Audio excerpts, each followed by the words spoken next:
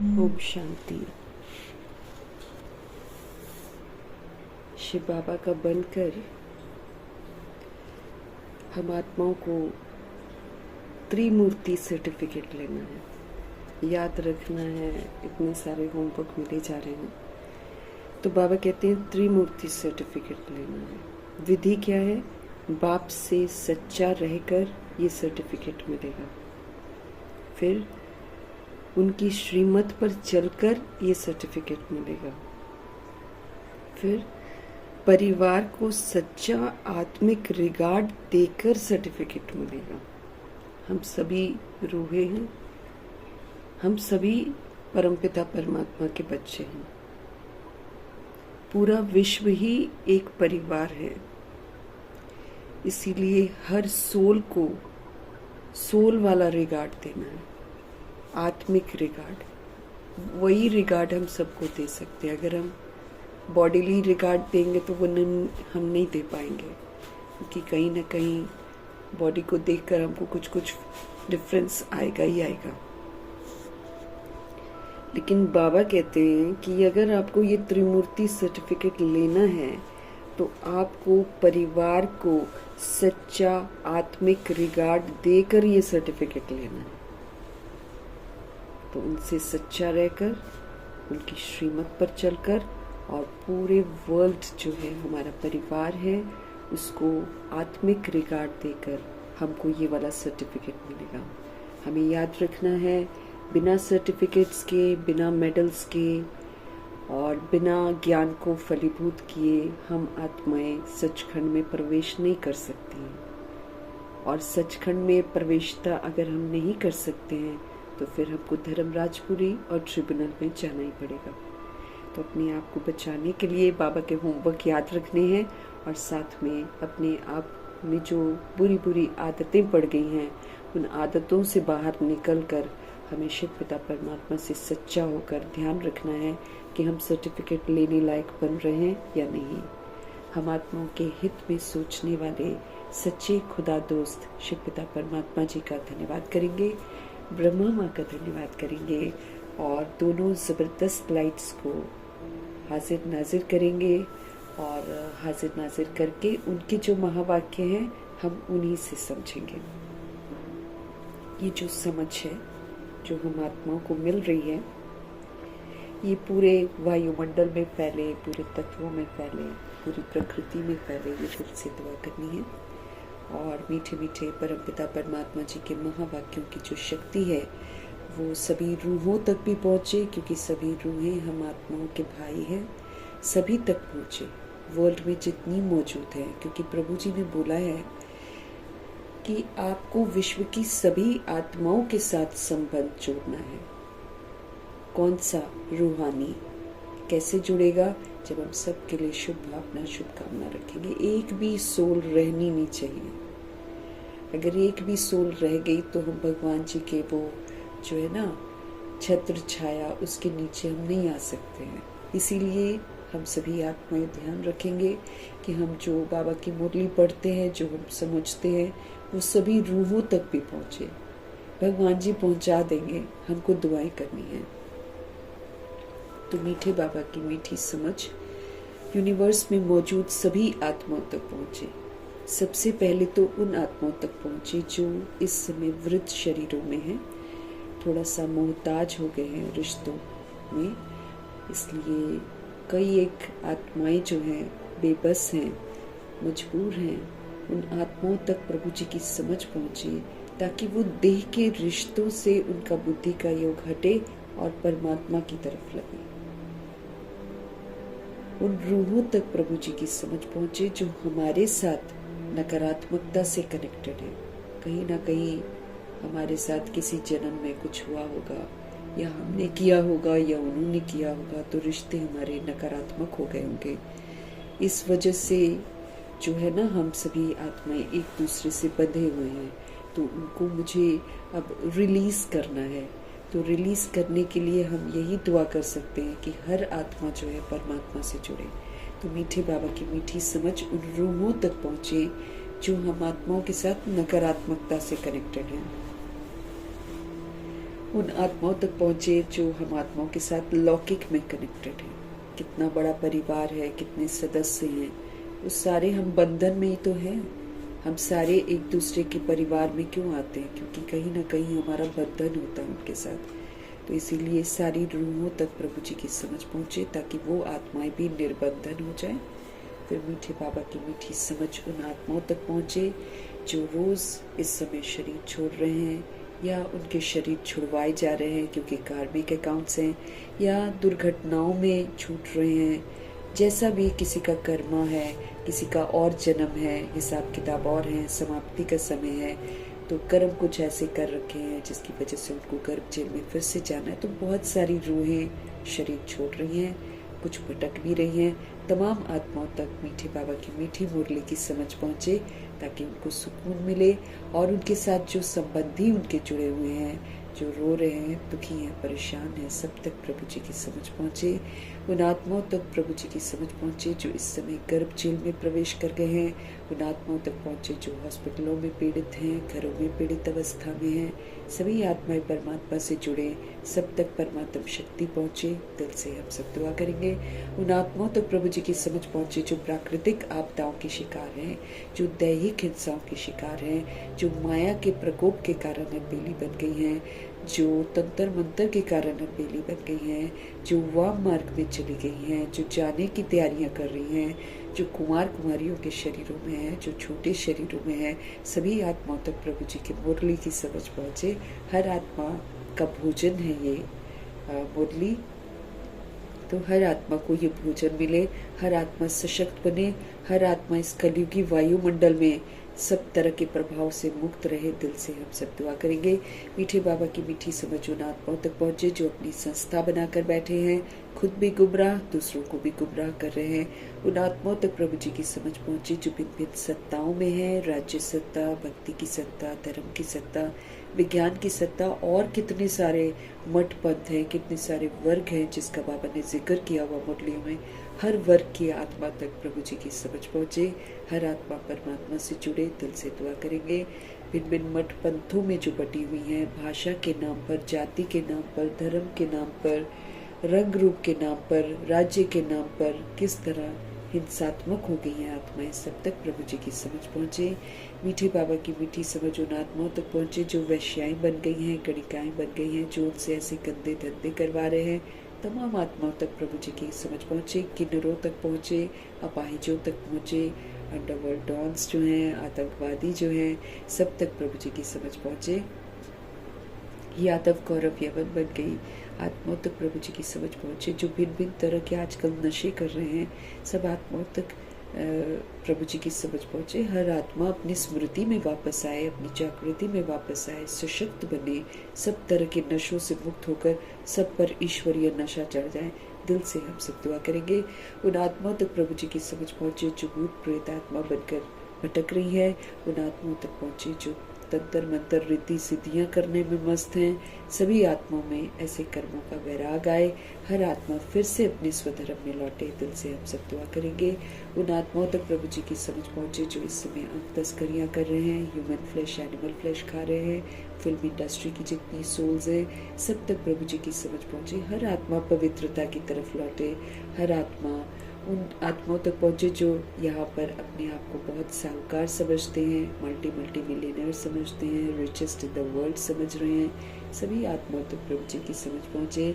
हर आत्मा में जागृति आए, हर आत्मा को वैराग आए, हर आत्मा को सच्चाई अब आकर्षित करे। दिल से दुआ करेंगे।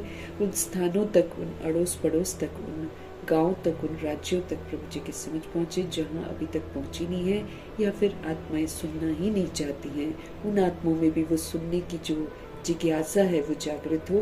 दिल से हम सब दुआ करेंगे। अपने लिए भी दुआ करेंगे कि इतने घने जो होमवर्क हमको मिले हुए हैं, जिससे हम ये जो धर्म राजपुरी है इससे हम बच जाएंगे, वो सारे होमवर्क हमारे चित्त पर रहें। हम सभी आत्माएं श्रीमत पर चले और परमपिता परमात्मा जी को राजी ज़रूर करें और फिर इज्जत से घर वापस जाएं और इज्जत से मीठे मीठे प्यारे प्यारे बाबा की जो मीठी दुनिया है उसमें आने का पुरुषार्थ करें। इन्हीं दुआओं के साथ देखेंगे आज हमारे परमपिता परमात्मा हम आत्माओं को किस विधि से सत्यता और दिव्यता की सभ्यता सिखा रहे हैं। मीठे मीठे बाबा बोले, मीठे बच्चे। ज्ञान सागर बाप द्वारा तुम मास्टर ज्ञान सागर बने हो। ज्ञान के सागर अखुट सागर है।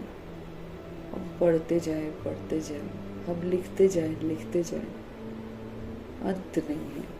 सागर है प्रभु जी, इसीलिए उनका एक एक रतन अनमोल है और एक एक रतन में घनी गहराइयां हैं। 4 पेज की मुरली नहीं है, ये राजों से भरी हुई मुरली है। जितना पढ़ते जाएंगे उतना इसकी गहराइयों में उतरते ही चले जाएंगे। अखुट है हमारे पिताजी, और ब्रह्मा जी ने खूब स्नान किया है इस ज्ञान में, तो वो मास्टर ज्ञान सागर बने। हम मास्टर ज्ञान सागर तब बनेंगे जब हम ज्ञान को प्रैक्टिकल जीवन में यूज करना शुरू कर देंगे। अर्थात हमारा हर एक्ट जो होगा वो परमात्म समझ वाला जब एक्ट होगा, जब हम परिस्थितियों में, ऑपोजिशन में, है ना, और या फिर जितनी भी चीज़ें होती हैं हमारी ज़िंदगी में, उसमें जब हम समझ को यूज़ करेंगे ना। जैसे दादी, कितना सुंदर एग्जाम्पल है, फुल स्टॉप क्या होता है, नो क्वेश्चन क्या करना होता है, नो रिएक्शन नो रिजेक्शन क्या होता है, कितना सुंदर अपने आचरण से दर्शाते हैं। ब्रह्मा जी ने तो बखूबी दर्शाया हुआ है। बाबा कहते हैं उनके जीवन रूपी कंप्यूटर को खोल कर देखो कैसे ब्रह्मा जी ने पाठ बजाया है, वैसे कॉपी करो। तो दादियों ने वैसे कॉपी करा है, तो हम आत्माओं को भी वही करना है। हमको ये वाला जो टाइटल है मास्टर ज्ञान सागर, ये हमको कमाना है। मीन्स हर एक्ट में हमारी समझ हो, मतलब जो बाबा हमको समझाते हैं, जो ज्ञान हम समझते हैं, वो ज्ञान हमारे आचरण में जिस दिन आ जाएगा और हर वक्त जब हमारे चित्त पर हाजिर होगा, और हम रोज़मर्रा की ज़िंदगी में जो हमारे साथ सुबह से शाम तक होता है, जो भी पेपर होता है, उसमें जब हम ज्ञान को अप्लाई करने में कामयाब हो जाएंगे, तब हम ये वाला टाइटल कमा पाएंगे कि मास्टर ज्ञान के सागर है। ज्ञान का सागर परमपिता परमात्मा कितनी सुंदर एक्ट करते हैं मुरली के द्वारा, ब्रह्मा जी के द्वारा। बस वो समझ जो है वो हम आत्माओं में भी उतरे, और जब हम उसका सबूत देंगे, उसके लिए फिर हम ये नहीं कहेंगे कि ये ऐसा था, या कोई कारण नहीं सुनाएंगे। जैसे सीजन की मुरली में खास विशेष ध्यान खिंचवाया है, कारण मत सुनाओ आप मुझे, निवारण करो।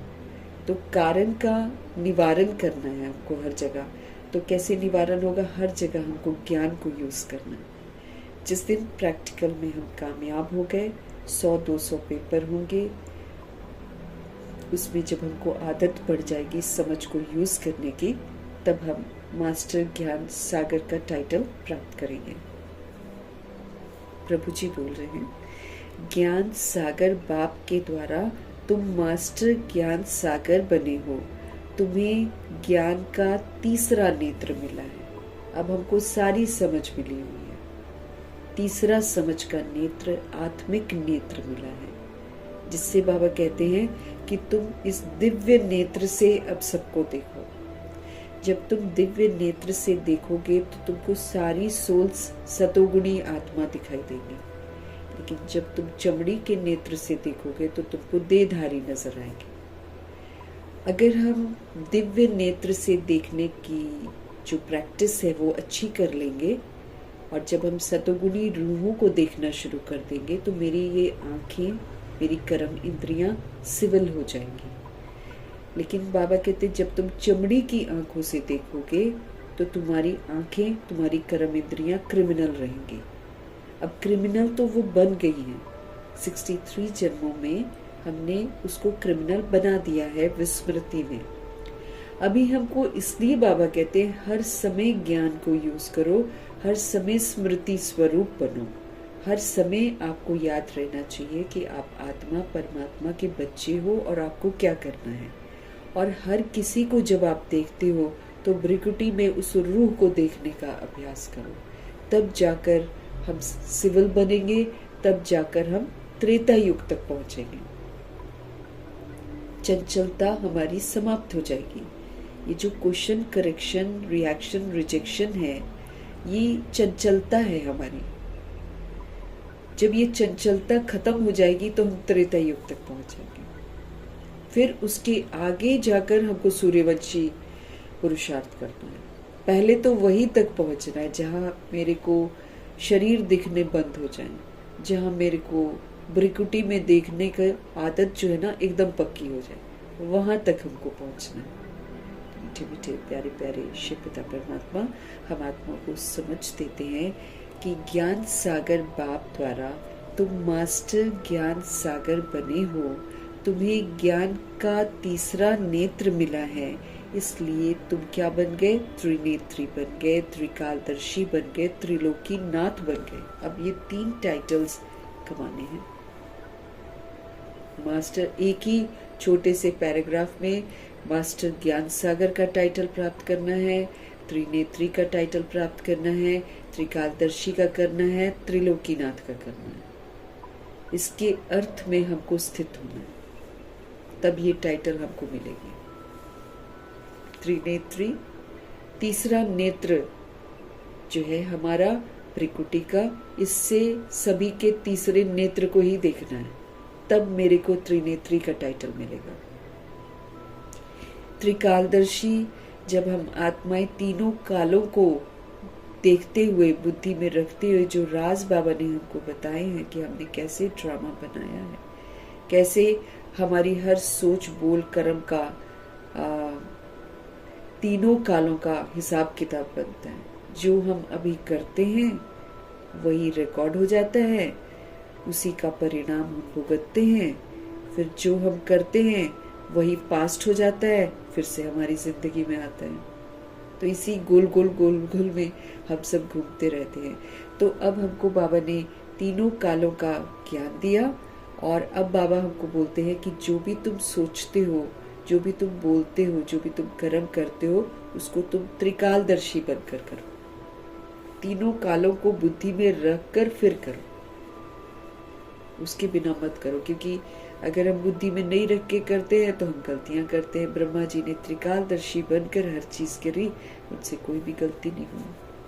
तो इसीलिए सोच समझ कर बाबा हमको करने को बोलते कि अगर हम संकल्प भी करते हैं ना गड़बड़, तो हम संकल्पों से भी बंध जाते हैं, किसी न किसी को अपने साथ बांध लेते हैं, बोल से भी हम बांध लेते हैं और हम कर्मों से तो बांध ही लेते हैं।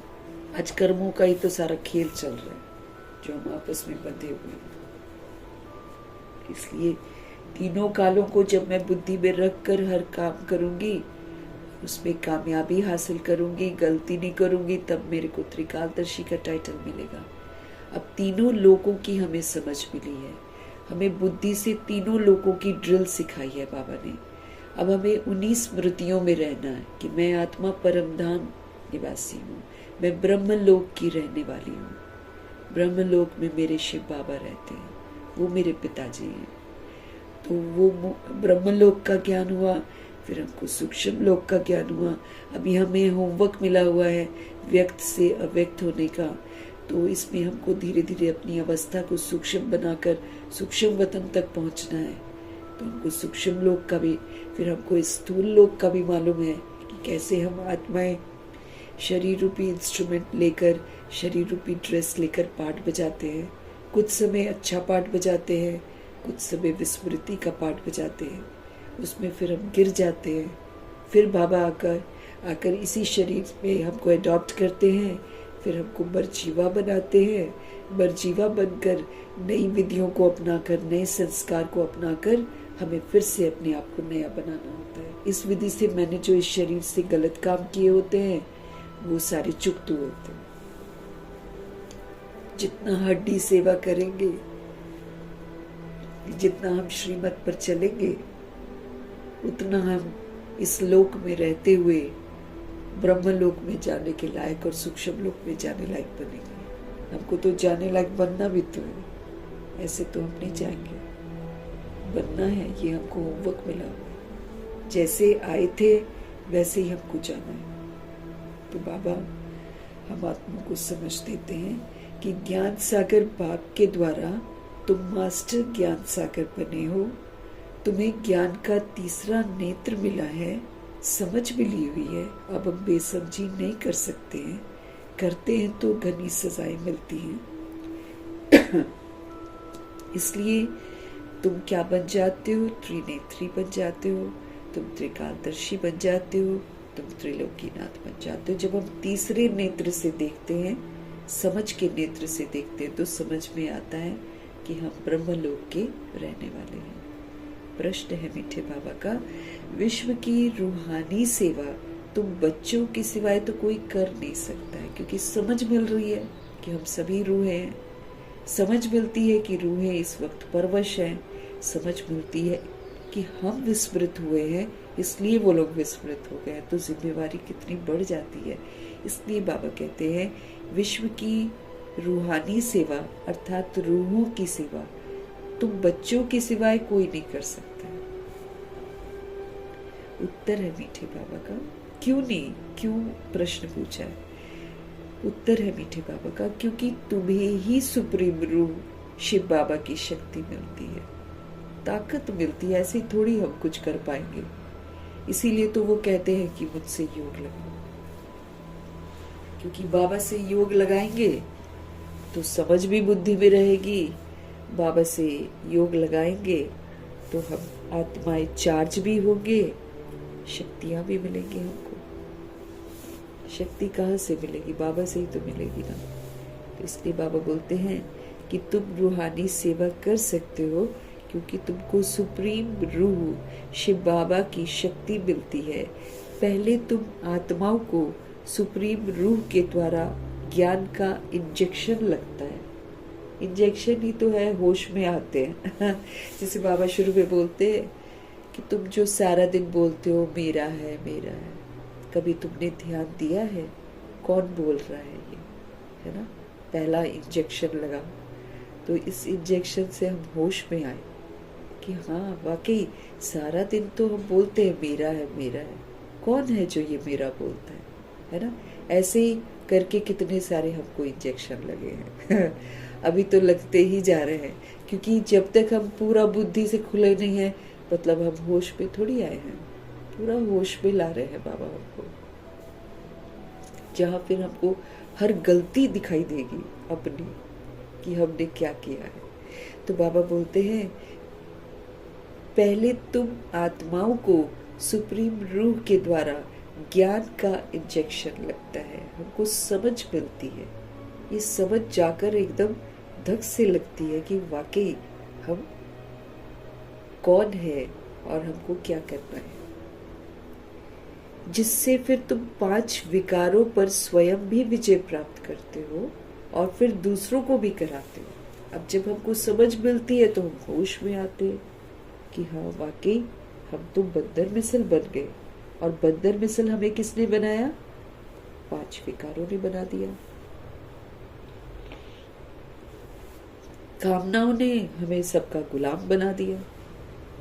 हम तो दूसरे पर निर्भर हो गए, दूसरा कुछ बोलता है हमें ठेस पहुंचती है, हम दुखी हो जाते हैं, परेशान हो जाते हैं, खुशियां ही दूसरे छीन कर चले जाते हैं। जैसे बाबा बोलते हैं रिमोट कंट्रोल दूसरों के हाथों में हमने दे रखा है। दूसरा बोलेगा मुझे अच्छा है तो हम समझते हैं कि हम अच्छे हैं। यहाँ बाबा स्वमानों की माला हमारे गले में डाल रहे हैं, कितनी ऊंची दृष्टि से हमको देख रहे हैं।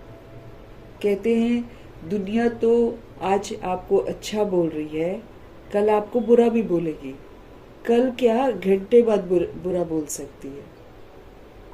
ये तो हम निर्भर रहेंगे तो हम तो हमेशा नाखुश रहेंगे। कभी खुशी, उसने अच्छा कह दिया तो खुशी, उसने बुरा कह दिया तो नाखुशी।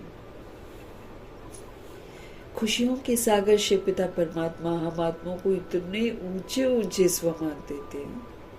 कहते तुम इसको स्वीकार तो करो, तुम देहधारियों से कोई एक्सपेक्टेशंस नहीं रखोगे, है ना।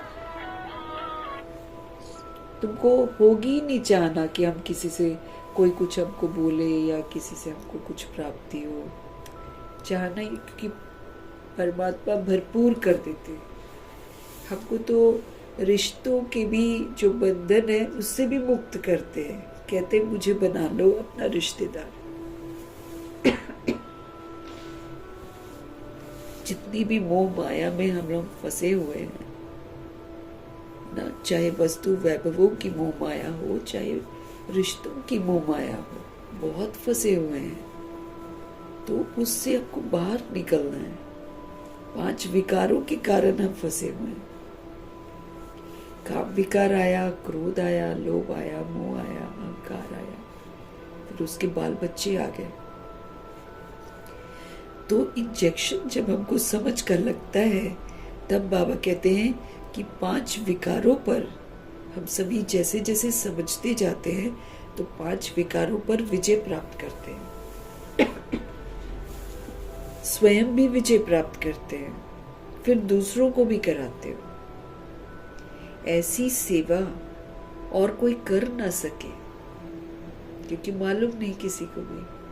कल्प कल्प तुम बच्चे, यानी कि शिव बाबा के जो बच्चे बनते हैं, जो आज्ञाकारी बनते हैं, जो फरमान बरदार बनते हैं, जो ईमानदार बनते हैं, जो वफादार बनते हैं, उनको बच्चा बोलते हैं। बाबा कहते हैं कल्प कल्प तुम बच्चे ही तो ये रूहानी सेवा करते हो। जो बच्चे हैं वो करते हैं, है ना। उसके हमको बच्चा भी तो बाबा का बनना है ना, अच्छा वाला बच्चा जो कहना मानता है। सुप्रीम रूप, है ना। ओम शांति। बाप की याद में बैठना है और कोई भी देहधारी की याद में नहीं बैठना हमको, है ना। देहधारी विस्मृत है, उनको याद करेंगे हम विस्मृत हो जाएंगे। शिव बाबा सदा ही जागती ज्योत है और हमको जगना है, इसलिए फिर हमको किसको याद करना है? शिव बाबा को याद करना है। तब हम पूरा जगेंगे और तब हम दूसरी जो रिश्ते हैं उनको भी जगा सकेंगे। इसलिए खास हमको ध्यान रखना है कि हमको बाप की याद में रहना है और कोई भी देहधारी को हमको याद नहीं करना है। नए नए जो आते हैं बाप को तो जानते ही नहीं है, जो नए आते हैं उनका नाम तो बड़ा सहज है। किनका? हमारे शिव बाबा का, है ना। तो उनका नाम तो बड़ा सहज है, शिव बाबा। लेकिन कंफ्यूजन है दुनिया में, शिव और शंकर को मिलाया हुआ है, इसलिए लोग कंफ्यूज हो जाते हैं। तो उनका नाम तो बड़ा सहज है, शिव बाबा। बाप को बच्चे नहीं जानते, कितना वंडर है ना। बच्चे जो हैं इस दुनिया में वो बाप को नहीं जानते, देहधारी को बाप समझते हैं ना वो लोग, क्योंकि देहधारी देह समझते हैं अपने आप को। लेकिन असल में सब कौन है? जितने भी लोग पाठ बजा रहे वो लोग कौन है? सब आत्माएं हैं। और आत्मा का कौन है? परमात्मा।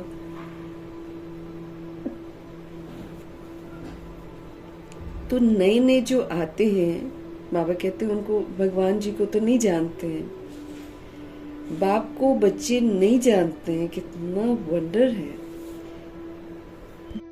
बच्चे हैं लेकिन बाप को नहीं जानते। तो ये भी बाबा कहते हैं कितना वंडर है। शिव बाबा, शिव बाबा ऊंचते ऊंच सबका सदगति दाता है। वो ऊंचे ते ऊंचा है, उनसे ऊंचा कोई नहीं है। और वो सभी रूहों के सदगति दाता है, सदगति देते हैं। सदगति अच्छी वाली गति है ना, जिससे हमको स्वर्ग की प्राप्ति होती है।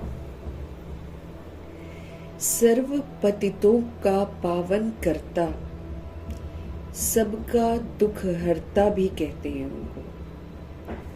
उनको शिव बाबा भी कहते हैं, उनको सदगति दाता भी कहते हैं, उनको ऊंचते ऊंच भी कहते हैं, उनको पतितों का पावन करता भी कहते हैं, उनको दुख हरता भी कहते हैं। ये उनकी महिमा है, क्योंकि यही कर्तव्य वो करते हैं। बाबा कहते हैं ऐसा सब कहते हैं, लेकिन वो कौन है ये नहीं जानते। भगवान भगवान कहते हैं, लेकिन असल में वो कौन है कोई नहीं जानते।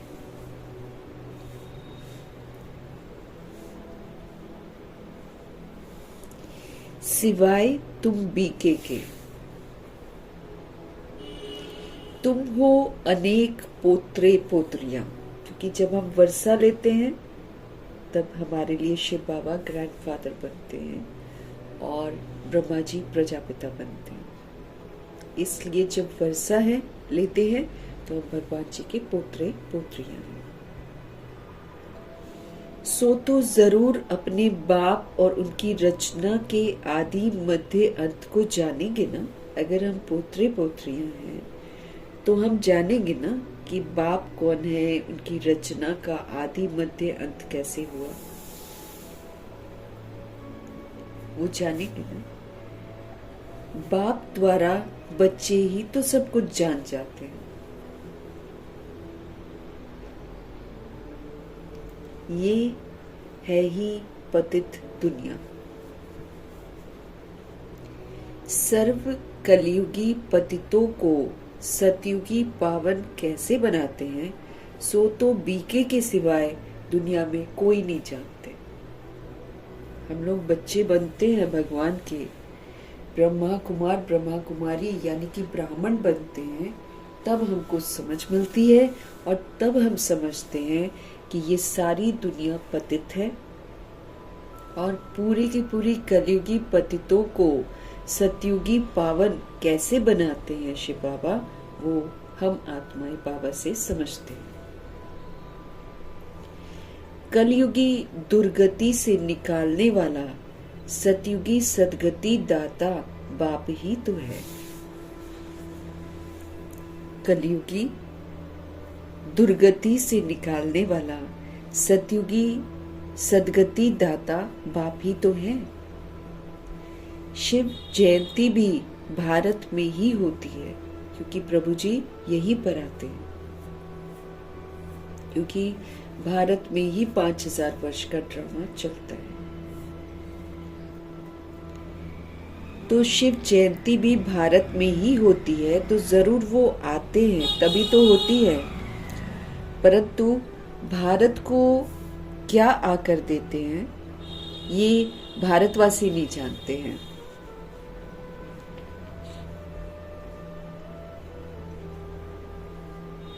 परंतु भारत को क्या आकर वो देते हैं ये भारतवासी नहीं जानते हैं। हर वर्ष शिव जयंती मनाते हैं, परंतु ज्ञान का तीसरा नेत्र नहीं है, इसलिए बाप को नहीं जानते। गीत है नयनहीन को राह दिखाओ प्रभु, ऐसा भक्ति में गीत बनाया हुआ है। पग पग ठोकर खाऊं मैं, पर समझ नहीं पाते हैं कि किसको बोल रहे हो। ये मनुष्यों का ही बनाया हुआ गीत है कि हम सब नयनहीन हैं। अब ये स्थूल आंखें तो हैं, फिर भी वो गाते हैं कि हम सब नयनहीन हैं। तो कौन से नयन नहीं है, समझ के नयन हमारे पास नहीं होते हैं, इसलिए ये गीत वैराग में बनते हैं। ये स्थूल नयन यानी कि बॉडी के जो आईज है वो तो सबको है, परंतु अपने को नयनहीन क्यों कहते हैं ये नहीं समझते।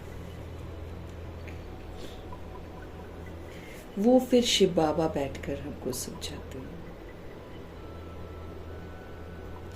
कि ज्ञान का तीसरा नेत्र तो कोई को है ही नहीं, कि कौन से नयनहीन की बात कर रहे हैं। ये बाबा आकर हमको समझाते हैं कि किसी के पास तीसरा नेत्र नहीं है। बाप को नहीं जानना ये हुआ अज्ञान।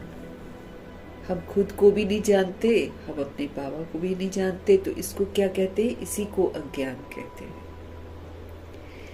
बाप को बाप के द्वारा जानना, इसको कहा जाता है ज्ञान। क्योंकि जितने भी आए हैं भगवान के बारे में बताने के लिए, चाहे गुरु नानक हैं, चाहे बुद्ध हैं, चाहे क्राइस्ट हैं। अब बुद्ध के लिए बोलते हैं कि उनको अवेकनिंग हुआ है ना, लेकिन कहाँ हुआ? नहीं होता है। जब तक भगवान आकर नहीं बताते हैं, हम जग नहीं सकते हैं। देहधारी वो भी तो बच्चे ही है ना, मोहम्मद भी, इब्राहिम भी और क्राइस्ट भी, है ना। ये सारे भगवान के बच्चे हैं। बच्चा थोड़ी बाप के बारे में आकर बता सकता है, बाप बताता है बच्चे को। से हम लोग भी जन्म लेते हैं तो शरीर का बाप हमको बताता है ना कि मैं तुम्हारा पापा हूँ। उससे पहले हमको थोड़ी पता होता है। तो यहाँ भी ऐसी है, जो असल में हमारे पिता हैं वो तो स्वयं ही आकर अपना राज बताएंगे ना। बाबा कहते हैं बाप को जब हम बाप के द्वारा जानते हैं, धर्म स्थापकों के द्वारा नहीं, तब तो हम जान ही नहीं पाते। अगर जान जाते तो आज आत्माएं ऐसे लड़ती। एक ही बाप के बच्चे हैं सारे, बॉडी लेकर कोई ईरान का बन गया तो कोई इजराइल का बन गया, तो कोई भारत का बन गया। सब यहाँ पर आकर अपने आप को देह से आइडेंटिफाई करते हैं, दैहिक चीजों से आइडेंटिफाई करते हैं, दैहिक एरिया से आइडेंटिफाई करते हैं। तो इतनी सारी पूजा होती है, इतनी सारे धर्म आ गए हैं, लेकिन देखो आपस में लड़ रहे हैं, क्योंकि ये देह के धर्म हैं जो भिन्नता क्रिएट करते हैं। तो जब हम बाप को बाप के द्वारा जानते हैं, तब जाकर इसको ज्ञान कहा जाता है। बाप हमको ज्ञान का तीसरा नेत्र देते हैं, हमको बाबा समझ का नेत्र देते हैं, जिससे फिर तुम सारी रचना के आदि मध्य अंत को जान जाते हो। बाबा की रचना सुंदर रचना। अब ये जो भगवान जी की रचना है, सूर्यवंशी घराना, यही इन्हीं का तो आदि भी है, इन्हीं का मध्य भी है और इन्हीं का अंत भी है, क्योंकि ये पूरा ड्रामा में पार्ट बजाते हैं। तो भगवान जी की रचना का आदि मध्य अंत वो शिव बाबा ही बताते हैं, दुनिया वाले तो नहीं बता सकते। वो तो आज कलयुग को भी बोलते भगवान ने बनाया है, भगवान ही खेल खेल रहे हैं। भगवान लड़वाएगा क्या? खून करवाएगा क्या? वो समझ में नहीं आता। फिर भगवान को ही याद भी करते हैं, क्योंकि जानते कुछ नहीं है ना। बाप ज्ञान का तीसरा नेत्र हमको देते हैं, जिससे फिर हम सारी रचना की आदि मध्य अंत को जानते हैं। ज्ञान सागर के बच्चे तो मास्टर ज्ञान सागर बन जाते हैं। अब हमको सारी समझ मिलती है तो फिर हम मास्टर ज्ञान के सागर बनते हैं। तीसरा नेत्र माना ही त्रिनेत्री, त्रिकालदर्शी, त्रिलोकी नाथ हम बन जाते हैं। भारतवासी ये नहीं जानते हैं कि ये लक्ष्मी नारायण जो सतयुग के मालिक थे, इनको ये वर्षा कैसे मिला। हम लोग नहीं जानते हैं, बस यूं ही एक दूसरे को देखकर पूजा करते हैं, लेकिन ये कभी विश्व महाराजन, विश्व महारानी थे और वो कैसे बने ये हम लोग नहीं जानते थे। तो भारतवासी ये नहीं जानते हैं कि ये लक्ष्मी नारायण जो सतयुग के मालिक थे, इनको ये वर्षा कैसे मिला, वो कब आए, फिर कहाँ गए, फिर कैसे राज्य में लिया, कुछ नहीं जानते।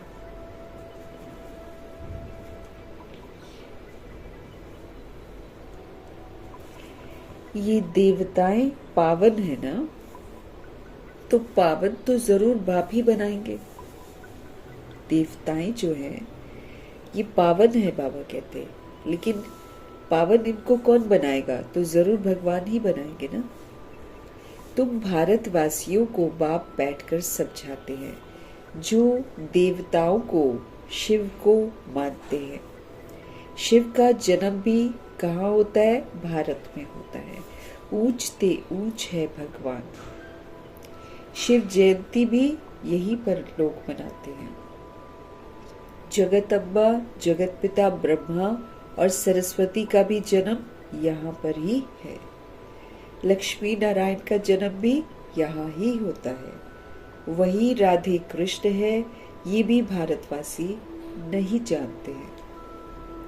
कहते हैं पतित पावन आओ, तो जरूर सब पतित है ना, तभी तो कहते हैं साधु संत ऋषि मुनि आदि सब पुकारते हैं कि हमको पावन बनाने के लिए आओ। तो कहीं ना कहीं रूह अपने आप को अंदर समझती है कि मैं पतित हूँ, मैं प्योर नहीं हूँ, कहीं ना कहीं उसको फील होता है। तो साधु संत ले लो, ऋषि मुनि ले लो, सब पुकारते हैं कि हमको पावन बनाओ। दूसरी तरफ कुंभ के मेले आदि में भी जाते हैं पाप धोने के लिए। एक बुलाते भी है भगवान को कि हमको पावन बनाओ। फिर कुंभ के मेले में जाते हैं, वहां जाकर स्नान करते हैं, सोचते हैं हमारे पाप जो है ना वो धुल जाएंगे, ऐसा सोचकर वहां पर जाते हैं। समझते हैं गंगा जो है वो पतित पावनी है, ऐसी उनकी सोच है। पुकारते हैं कि पतित पावन आओ, तो मनुष्य किसको कैसे पावन बना सकते हैं? मनुष्य तो नहीं बनाएगा। कई लोग गुरु बना लेते हैं, संत महात्माओं के पीछे जाते हैं, तो वो पावन थोड़ी बना सकते, वो तो खुद ही भगवान को याद करते हैं। तो फिर कहाँ से वो किसी और, वो तो खुद ही जन्म ले रहे हैं, गर्भ जल से पैदा हो रहे हैं, तो वो तो खुद ही पतित है।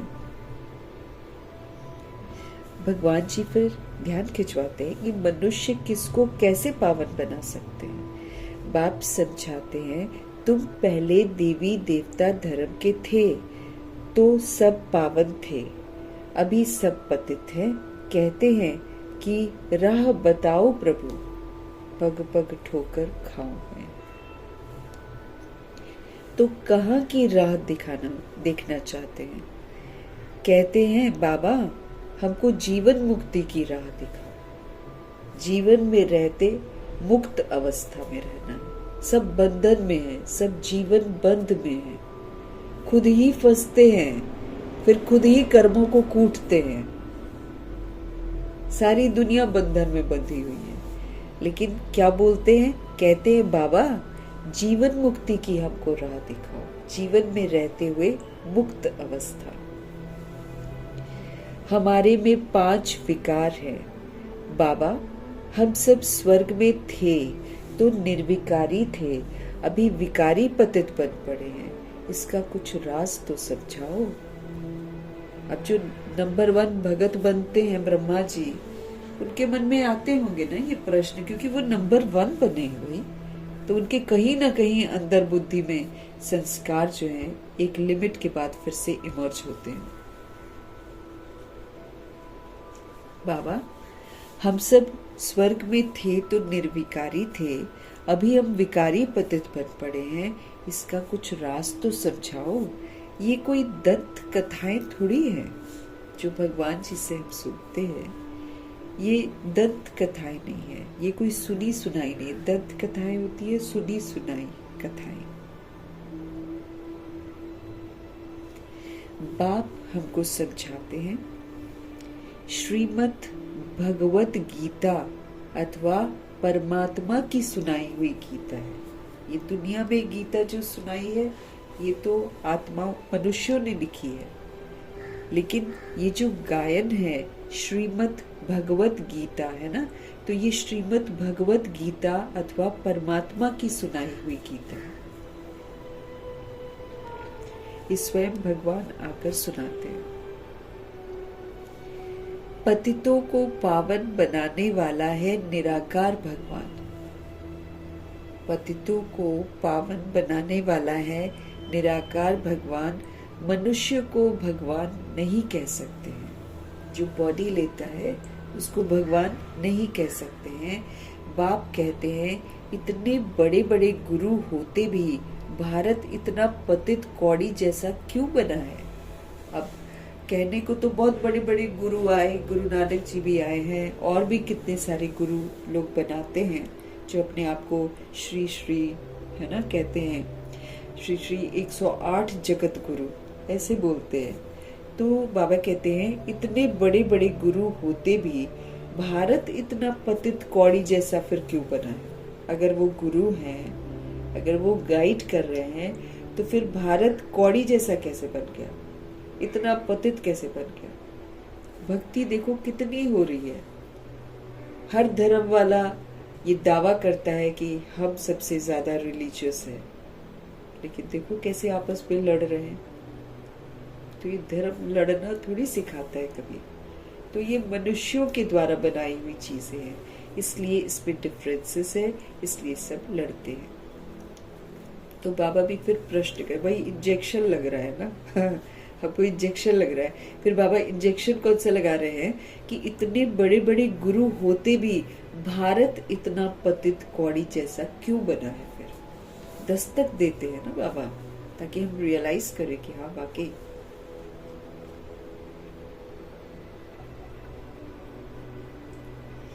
कैसे हमको समझाते हैं कि सब के सब नास्तिक हो।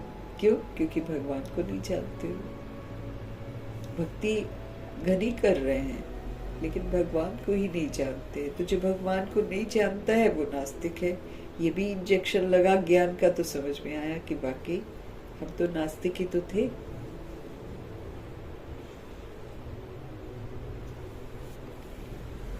कल की बात है कि भारत खंड स्वर्ग था। बाबा ने भारतवर्ष को स्वर्ग की सौगात दी थी।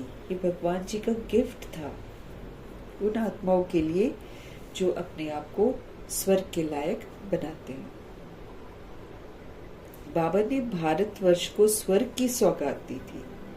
भारतवासी पतितों को आकर राजयोग सिखलाकर पावन बनाया था। भारतवासी जो पतित बन गए थे उनको शिव बाबा ने आकर राजयोग सिखाया था, है ना। गुलामियों से बाहर निकाला कि भाई तुम तो गुलाम ही बन गए हो, तुम तो अपने आंखों के गुलाम बन गए हो, अपनी ही कर्म इंद्रियों के गुलाम बन गए हो, अपनी ही सूक्ष्म शक्तियां मन बुद्धि के गुलाम बन गए हो। भगवान उनको उठाते हैं कि भाई छोड़ो ये सब, राजा बनो और अब इनको श्रीमत प्रमाण चलाओ, इनको सिविल बनाओ। भारतवासी पतितों को आकर राजयोग सिखलाकर पावन बनाया था।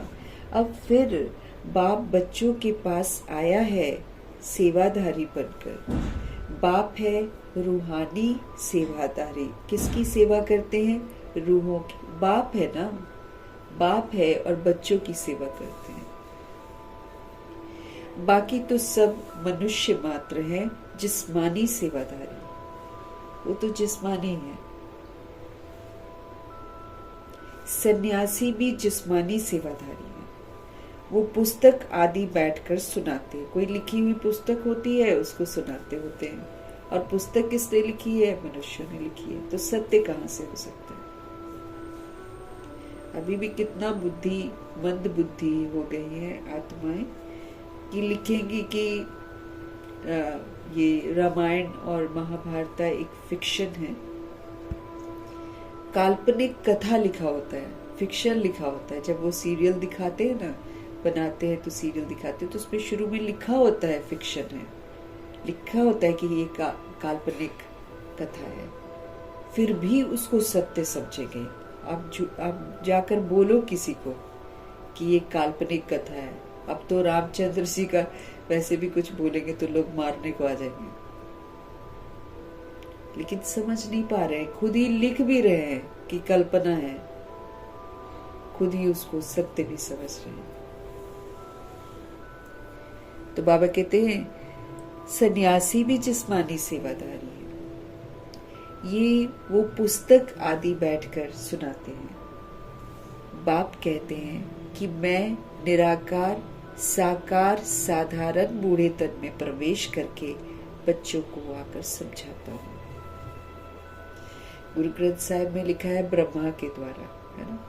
बाकी आदम बोलते हैं, कोई एडम बोलते हैं, लेकिन बाइबल में भी मैंने पढ़ा है, उसमें भी लिखते हैं कि गॉड जो है एक ओल्ड मैन के थ्रू आकर बताते हैं, लेकिन वो पढ़कर भी समझ नहीं पा रहे हैं। तो निराकार ज्योति बिंदु शिव पिता परमात्मा साकार साधारण बूढ़े तन में प्रवेश करके बच्चों को आकर समझाते हैं। हे भारतवासी बच्चों, देखो रूहानी बाप रूहों को बैठ समझा रहे हैं। बच्चा किसको बोलते हैं? हम रूहों को बोलते हैं। तो हे भारतवासी बच्चों, देखो रूहानी बाप जो है ना, वो रूहों को बैठकर समझाते हैं। ये ब्रह्मा नहीं सुनाते हैं, लेकिन वो निराकार बाप इस तन का आधार लेते हैं।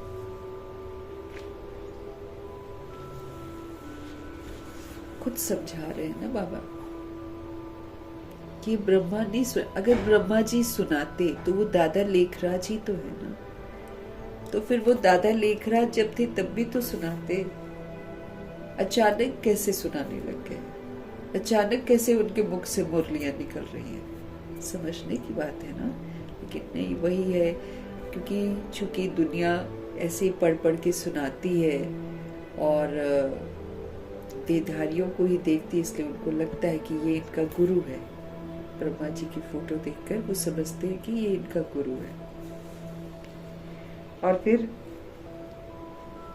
शिव बाबा कैसे उनको मरजीवा बनाकर ब्रह्मा नाम देते हैं, ये फिर किसी को हजम नहीं होता है, क्योंकि भक्ति मार्ग में 3 मुख वाला ब्रह्मा दिखाते हैं, दाढ़ी वाला दिखाते हैं, बस बुद्धि में घुसा हुआ है वही ब्रह्मा है। अब ये अचानक दादा लेखराज हैं, फिर मरजीवा बनते हैं, तो भगवान इनका नाम ब्रह्मा रखते हैं, क्योंकि फिर नया हो गया ना, फिर बाबा इनको यूज करते हैं। अब जो सिंधी परिवार वाले होते हैं, जो दादा लेखराज को जानते हैं, वो अचानक जब इनका ऐसे देखते हैं तो फिर उनको एतराज होता है कि ये कहाँ से ब्रह्मा जी हो गए, है ना। तो इसलिए सारा कंफ्यूजन हो जाता है। वो निराकार बाप इस तन का आधार लेते हैं। रूहानी बाप रूहों को बैठ समझाते हैं। ये ब्रह्मा नहीं सुनाते हैं, लेकिन वो निराकार बाप इस तन का आधार लेते हैं। शिव को तो अपना शरीर नहीं है, और सृष्टि रूपी ड्रामा में जो बॉडी ले लेता है अपने लिए, वो तो फिर इस पुनर्जन्म के चक्कर में आ जाता है। अब बाबा भी अगर पुनर्जन्म के चक्कर में आ जाए तो फिर तो बाबा भी पतित बन जाए, है ना। इसलिए वो न कभी अट्रैक्ट होते हैं इस ड्रामा के प्रति, और न वो अपने लिए बॉडी लेते हैं। लेकिन हम आत्माओं के कल्याण अर्थ एक आत्मा, जो पहली आत्मा है, जो सतो प्रधान थी और जिनमें बेहद का वैराग आ गया था, उनको बाबा यूज करते हैं। उनके अंदर में वो धरनी तैयार हो जाती है सत्य को सुनने की, उनकी भक्ति पूरी हो जाती है, भक्ति का फल ज्ञान देते हैं बाबा। तो जो काबिल है उन्हीं को तो यूज करेंगे ना। तो ब्रह्मा जी काबिल थे। शिव को तो अपना शरीर नहीं है, शालिग्राम आत्माओं को तो अपना अपना शरीर है। हम सारे शालिग्राम बन जाते हैं, मतलब आत्मा को शालिग्राम कहा जाता है।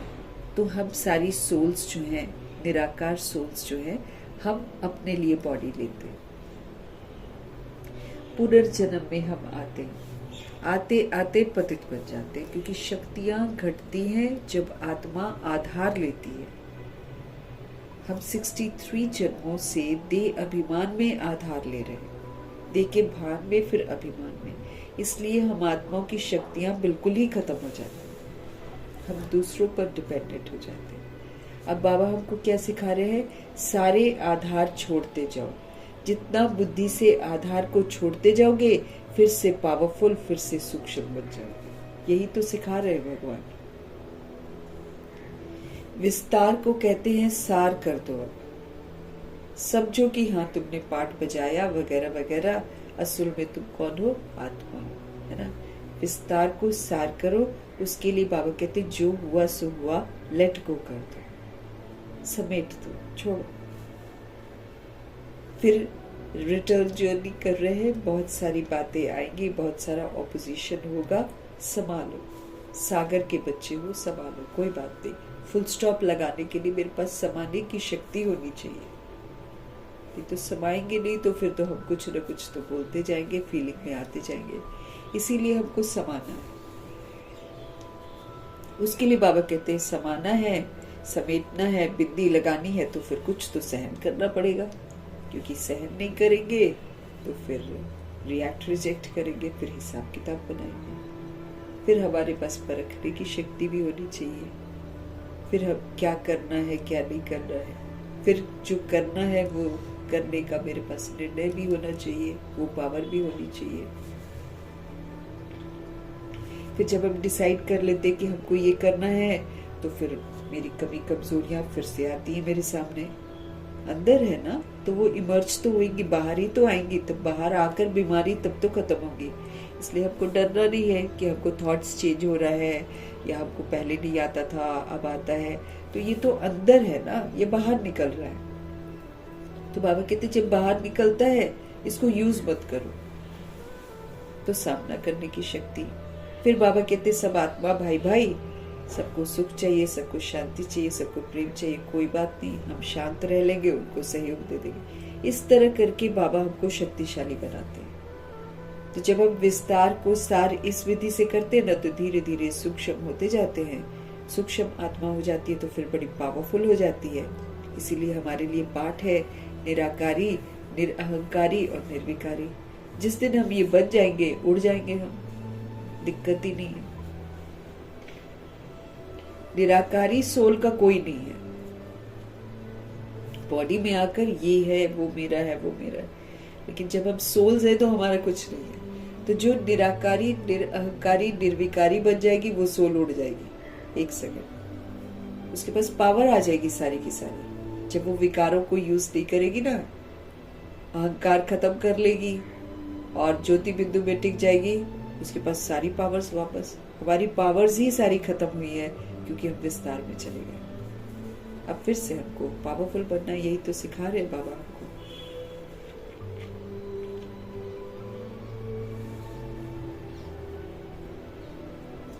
बाबा कहते पुनर्जन्म में आते आते हम सोल्स पतित बन जाते हैं। अब तो सारी दुनिया ही पतित हो गई, पावन एक भी नहीं है इस दुनिया में। तो फिर हम क्यों उसकी पूजा करें, क्यों किसी को फॉलो करें? पावन एक भी नहीं है। तुम सतो प्रधान थे, फिर तुम्हारे अंदर खाद पड़ी। कौन सी? रजोगुणी खाद पड़ी, तमोगुणी खाद पड़ी। तो बाबा कहते तुम्हारे अंदर खाद पड़ने से फिर तुम सतो थे, तुम सतो प्रधान थे, फिर तुम सतो हुए, फिर सतो से रजो, रजो से तमो हो गए तुम भारतवासियों के पास शिव बाबा आकर शरीर धारण करते हैं, जिसको भागीरथ भी कहते हैं। अब बाबा को बॉडी चाहिए बात करने के लिए हमारे साथ, नहीं तो हम उनकी भाषा को समझ नहीं पाएंगे। तो वो फिर भाग्यशाली रथ कृष्ण जी की आत्मा जो मरजीवा बनती है, दादा लेख राज को बुद्धि से मिटाकर ब्रह्मा बनती है, उनको फिर शिव बाबा यूज करते। क्योंकि बार बार अगर हम पुरानी दुनिया को याद करेंगे या देह के संबंधों को याद करेंगे, तो फिर बाबा पढ़ाएंगे कैसे उनके थ्रू? इसीलिए उनको पूरा मरजीवा बनाया और उन्होंने बनकर दिखाया, जिसमें उनको न कभी अपनी देह याद आई, न देह के संबंधी याद आए, न देह का कुछ पुरानी दुनिया याद आई। उनको आई ही नहीं याद, इसलिए बाबा ने उनको यूज किया, इसलिए वो पावरफुल बन गए। शिव बाबा आकर शरीर धारण करते हैं, जिसको भागीरथ भी कहते हैं। मंदिरों में शंकर का चित्र दिखाते हैं, क्योंकि वो शिव शंकर इकट्ठा समझ लेते हैं। और हमेशा शंकर जी के सामने एक शिवलिंग होती है। क्यों होती है ये समझ नहीं पाते कि शिव भी तो, शंकर जी भी तो शिव की यादों में बैठे हैं, वो नहीं समझ पाती हैं आत्माएं। तो मंदिरों में शंकर का चित्र दिखाते हैं क्योंकि वो शिव शंकर इकट्ठा समझ लेते हैं। ये समझते नहीं है कि शिव तो निराकार है और शंकर तो आकारी है। बॉडी उनका दिखाई देता है शंकर का, और शिव तो हमारे निराकार है। शिव शंकर इकट्ठा कैसे कहते हैं? अच्छा, बाबा कहते हैं फिर क्या करते हैं? बैल पर सवारी कौन करता है? बैल दिखाते थे। अब बैल पर ज्योति बिंदु आत्मा क्या क्या करेगी बैठकर बैल पर? हाँ, समझ नहीं पाती है आत्मा, कुछ भी बनाती है।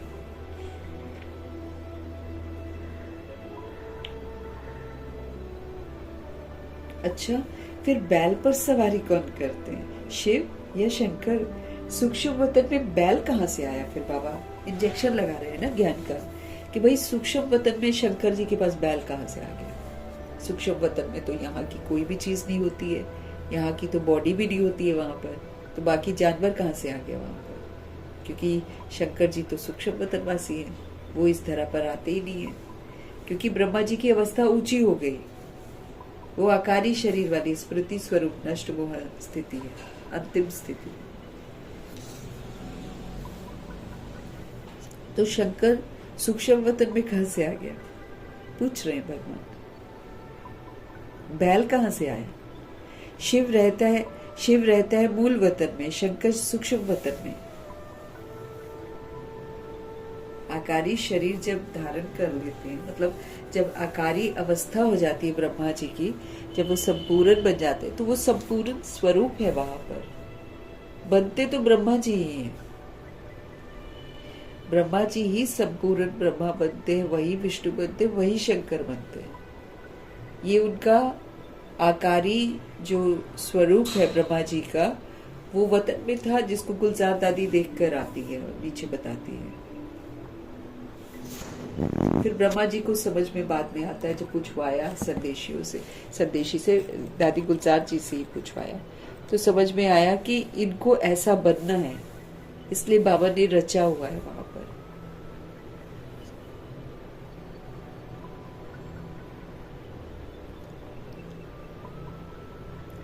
तो शिव रहते हैं मूल वतन में और शंकर जी रहते हैं सूक्ष्म वतन में। मूल वतन में सभी सोल्स हैं और सूक्ष्म वतन में सिर्फ ब्रह्मा विष्णु शंकर हैं। वहां जानवर तो होते ही नहीं है, तो बाबा कहते हैं बैल कहां से फिर आ गया? बाप कहते हैं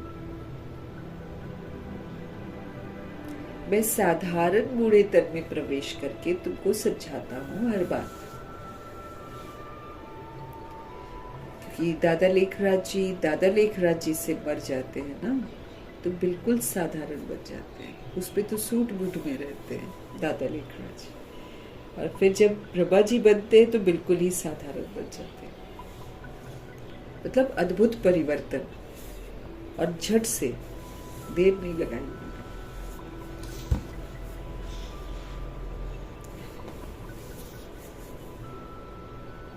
बाप कहते हैं मैं साधारण बूढ़े तन में प्रवेश करके तुमको समझाता हूँ। तुम बच्चे अपने जन्मों को नहीं जानते हो। सतयुग से लेकर तुमने कितने जन्म लिए हैं? 84 जन्म लिए हैं। अभी ये है पिछाड़ी का जन्म। भारत जो अमरलोक पावन था ना, वो अब मृत्युलोक पतित है। भारत अमरलोक पावन था, वो अब क्या बन गया? मृत्युलोक बन गया, पतित बन गया। सर्व का सदगति दाता तो एक है ना। रुद्रमाला है ही परमपिता परमात्मा निराकार शिव की। रुद्रमाला है ही परमपिता परमात्मा निराकार शिव की। श्री श्री 108 रुद्रमाला कही जाती है। रुद्रमाला शिव की माला है। और श्री श्री 108 रुद्रमाला कही जाती है। सब शिव के गले के हार हैं। बाप तो है पतित पावन, बाप तो है सर्व का सदगति दाता, बाप तो है सर्व को वर्षा देने वाला। लौकिक बाप से हद का वर्षा मिलता है।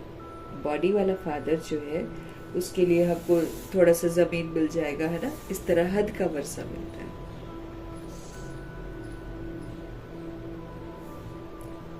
जिसको सन्यासी फिर क्या कहते हैं, काग विष्टा समान सुख, क्योंकि थोड़े समय का ही होता है ना, तो थोड़ा सा ही सुख मिलता है उससे।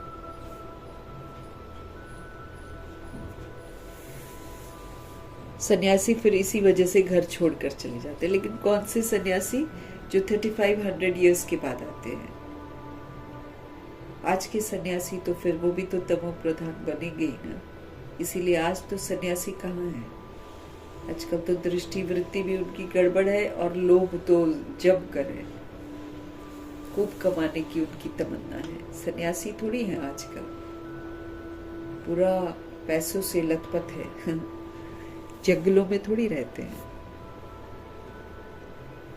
लेकिन एक समय होता है जब वो लोग समझते हैं कि ये जो दुनियावी सुख है ये तो कागविष्टा के समान है, बहुत थोड़ा है। बाप ही आकर पतितों को पावन अथवा कांटों को फूल बनाते हैं। हमारे शिव बाबा वही आकर पतितों को पावन अथवा कांटों को फूल बनाते हैं। किससे? नॉलेज से। हमको नॉलेज देते, नॉलेज से वो क्या करते हैं? कांटों से फूल बनाते हैं।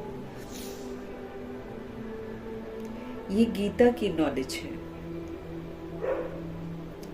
ये जो ज्ञान है शिव बाबा का, ये कोई मनुष्य नहीं समझा सकते। परमात्म ज्ञान कोई मनुष्य नहीं समझा सकते। ज्ञान का सागर पतित पावन बाप ही समझा सकते हैं। बाप से ही वर्षा मिलता है जो कि तुम ले रहे हो।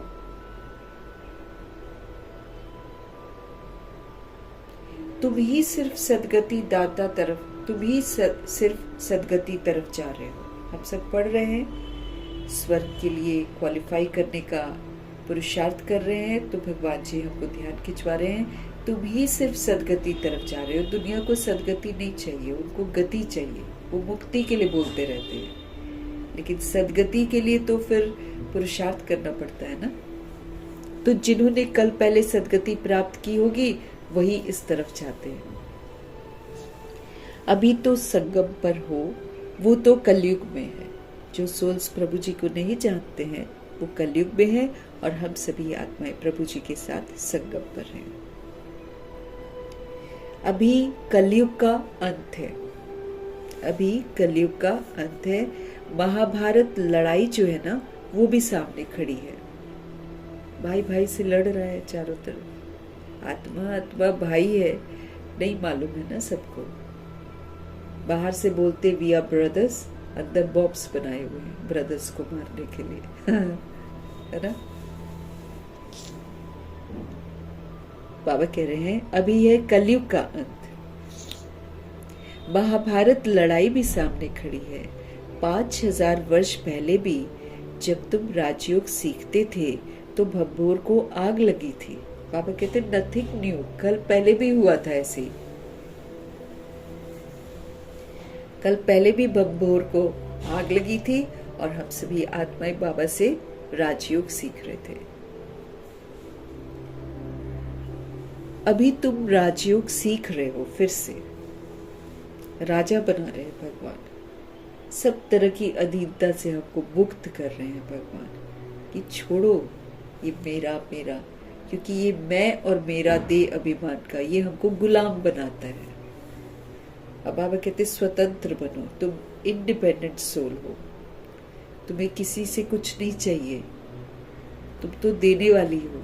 ऐसी स्मृतियां दिला के बाबा फिर से हमको राजा बनाते हैं। तो जितना हम राजयोगी बनकर राजा बनते हैं ना प्रैक्टिकल लाइफ में, जितना हम सहन कर लेते हैं, जितना हम औरों को सुख का सहयोग देते हैं, शांति का सहयोग देते हैं, उतना ही तो हम राजा बन रहे हैं। श्रीमत पर चलकर, जैसे श्रीमत कहती है, जैसे बाबा हमारे हैं, विश्व कल्याणकारी हैं, शुभ भावना शुभकामनाधारी हैं और क्षमाशील हैं, रहम दिल हैं, तो जो परोपकारी हैं, तो जो ये बाबा की विशेषताएं हैं, जब ये विशेषताओं को हम भी कॉपी करते हैं तो फिर हम क्या बनते हैं? राजा बनते हैं। माफ किया, सबको रहम किया, सबको शुभ भावनाएं शुभकामनाएं दी, जिसने मेरा बुरा किया उसका भी मैंने अच्छा चाहा। इससे क्या बन रहे हैं? हम सब तरह की गुलामियों से मुक्त हो रहे हैं। इसलिए किसी को भी नेगेटिव, एक को भी नेगेटिव सोचते हैं ना, उसका गुलाम बन जाते हैं। जब हम उसके लिए पॉजिटिव सोचते हैं, हम स्वतंत्र हो जाते हैं। राजा बना रहे भगवान। राजा क्या करता है? देता है बस सबको। तो बाबा भी हमको बोलते, दो ना, सहन करना पड़ रहा है, दो। तुम सहन करते हो, जैसे ब्रह्मा जी सहनशीलता के अवतार थे, एकदम सब कुछ सहन किया, सब कुछ। धोखा दिया किसी ने, गद्दारी करी किसी ने, हाँ, बुरा चाहा उनका, मारना चाहा उनको, हाँ, और फिर गालियां दी उनको, गंदी गंदी बातें बोली उनको। उन्होंने क्या किया? दुआएं दी सबको, इसलिए वो विश्व महाराजन बन गए। राजा, देने वाला, नहीं चाहिए किसी से। मतलब जब हम बोलते ना, इसको हमको धोखा नहीं देना चाहिए था, तो ये भी मंगतापन है। इसको मेरे साथ अच्छे से बात करनी चाहिए थी, इसने क्यों मेरे साथ ऐसे किया? ये क्या कर रहे हैं? हम मांग रहे हैं, फिर भिखारी। भगवान जी बोलते, कोई कुछ भी करे, तुम उसको अच्छा दो। क्यों? क्योंकि तुम राजा हो, तुम दाता के बच्चे हो, तुम दो ना सबको। सब बीमार हैं इसलिए कर रहे हैं। कोई भी गलत कर रहा है तो क्या है? वो बीमार है आत्मा। कोई बुरा कर रहा है, कोई कुछ कर रहा है, वो इस समय विस्मृत है, इसलिए बुरा कर रहा है, उसको समझ नहीं है। तो बाबा बोलते, तुम तो समझ मिली है ना, तो तुम उसको समझ का सहयोग दो, ताकि वो बेसमझी से मुक्त हो। सेवा करो। ये है राजयोग। लेकिन ये क्या योग है साथ में भगवान जी के साथ, क्योंकि ताकत मिलती है भगवान से। अब इतनी सारी, मतलब शांत रहना, सबके साथ संतुष्ट रहना, हमेशा खुश रहना, हमेशा सबको देना, हमेशा शुभ भावना, शुभ ताकत चाहिए भाई। 63 जन्म हमने ये ताकत खो दी है रावण के राज्य में। देना तो हम भूल ही गए थे, हमको तो चाहिए था सबसे, इसको ऐसा करना चाहिए, इसको वैसा करना चाहिए, है ना। करेक्शन करते थे ना हम लोग, इसको तो ऐसे नहीं करना चाहिए, उसको जजमेंटल, वकालत, रिएक्शन, रिजेक्शन, फिर बातें ले ली, फिर सालों साल वो बातें दिल में रखी, फिर दुखी होते रहे, दुख के वाइब्रेशंस उसको भेजते, तो हम तो सारे बंधनों में बंध गए। बाबा कहते हैं, दाता बन जाओ बस, तुम दो और अपने आप को निर्बंधन बनाओ। तुमसे नहीं दिया जाता है, राजयोगी बन जाओ, मेरे साथ योग लगाओ। बाबा सबका भला करते हैं, जब हम उनके साथ रहते तो हम भी भला करना सीख जाते हैं, ताकत मिल जाती है सबका भला करने की।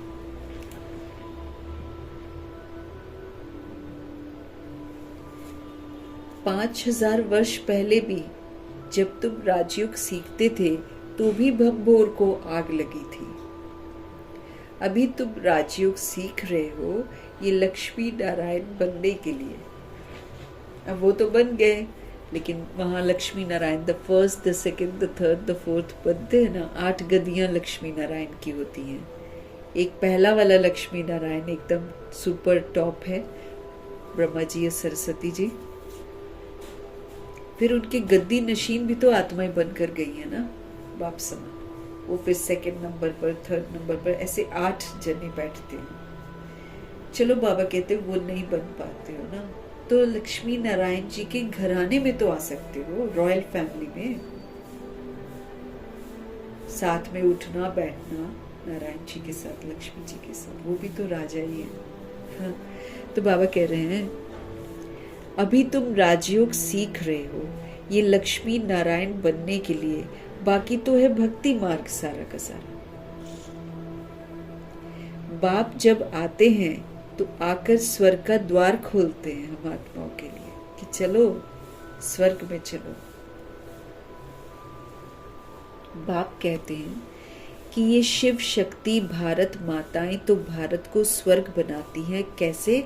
श्रीमत पर, श्रीमत बनाती है ना स्वर्ग। तुम हो शिव शक्ति भारत माताएं जो पूरे विश्व को स्वर्ग बना रही हो। तुम हो ही शिव की औलाद, शिव शक्ति, उसको ही याद करते हो ना। तो औलाद क्या होती है? औलाद फिर शिव को याद करेगी। तो ये भी हमको सबूत देना है कि अगर हम शिव की औलाद हैं तो हमें उन्हीं को याद करना है। शिव से हमको शक्तियां लेनी है, फिर वो शक्तियों से 5 विकारों रूपी शत्रुओं पर जीत पाते हो। बाबा ताकत देते हैं।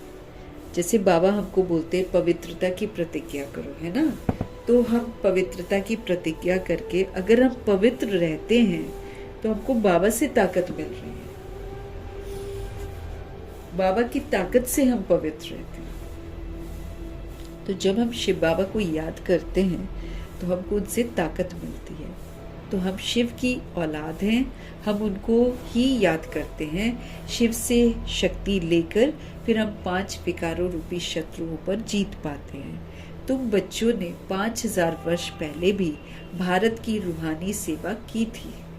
बाबा याद दिला रहे हैं कि तुमने कल पहले भी की थी। वो दुनिया सोशल वर्कर्स करते हैं, जिस्मानी सेवा। आजकल तो वैसे कलेक्शन बहुत होता है जिस्मानी सेवा में। हम वहाँ के लिए कर रहे हैं, वहाँ के लिए कर रहे हैं, पैसा लेते हैं। और बहुत सारे लोग फिर संस्थाओं में देते नहीं है, वो खुद का एक बिजनेस बनाया हुआ। तो ऐसा भी होता है। तो यहाँ पर जिस्मानी सेवा करते हैं, लेकिन बाबा तो भला करना सिखाते हैं, सच में रूहों की सेवा सिखाते हैं। उसमें जिस्मानी में तो किसी की करेंगे, किसी की नहीं करेंगे। यहाँ तो भगवान जी कहते सारी रूहों की सेवा करो, सब तुम्हारे आत्मा भाई है। तो बाबा हमको रूहानी सेवा करनी सिखाते हैं। सुप्रीम रूह आकर आत्मा को इंजेक्शन लगाते हैं। तो जैसे जैसे हम पढ़ते जा रहे हैं, ये पढ़ाई की जो पॉइंट्स हैं, ये इंजेक्शन है जो हमको लगता है। इससे हमारे बीमारियां ठीक होती हैं। बहुत सारी बीमारियों के शिकार हो गए ना हम। काम, क्रोध, लोभ, मोह, अहंकार की बीमारियां रूह को लग गई हैं। तो अब जब ये ज्ञान का इंजेक्शन लगता है तब जाकर हमको समझ मिलती है, तब जाकर हम इसका निवारण करते हैं।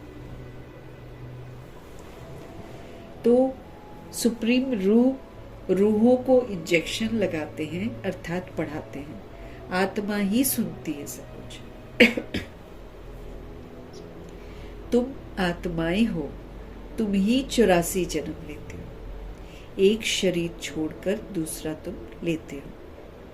84 जन्म लेकर 84 माँ बाप तुमने बनाए हैं। हाँ, हमारा 84वां बाप कौन हो गया? शिव बाबा। और ब्रह्मा माँ हमारी 84वीं माँ बन गई। और बाकी सारे हमने बॉडी के मम्मी पापा लिए हैं।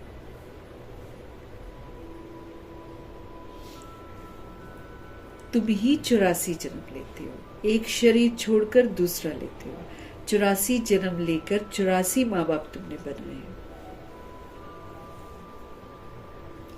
सतयुग त्रेता में तुमने स्वर्ग के सुख पाए हैं।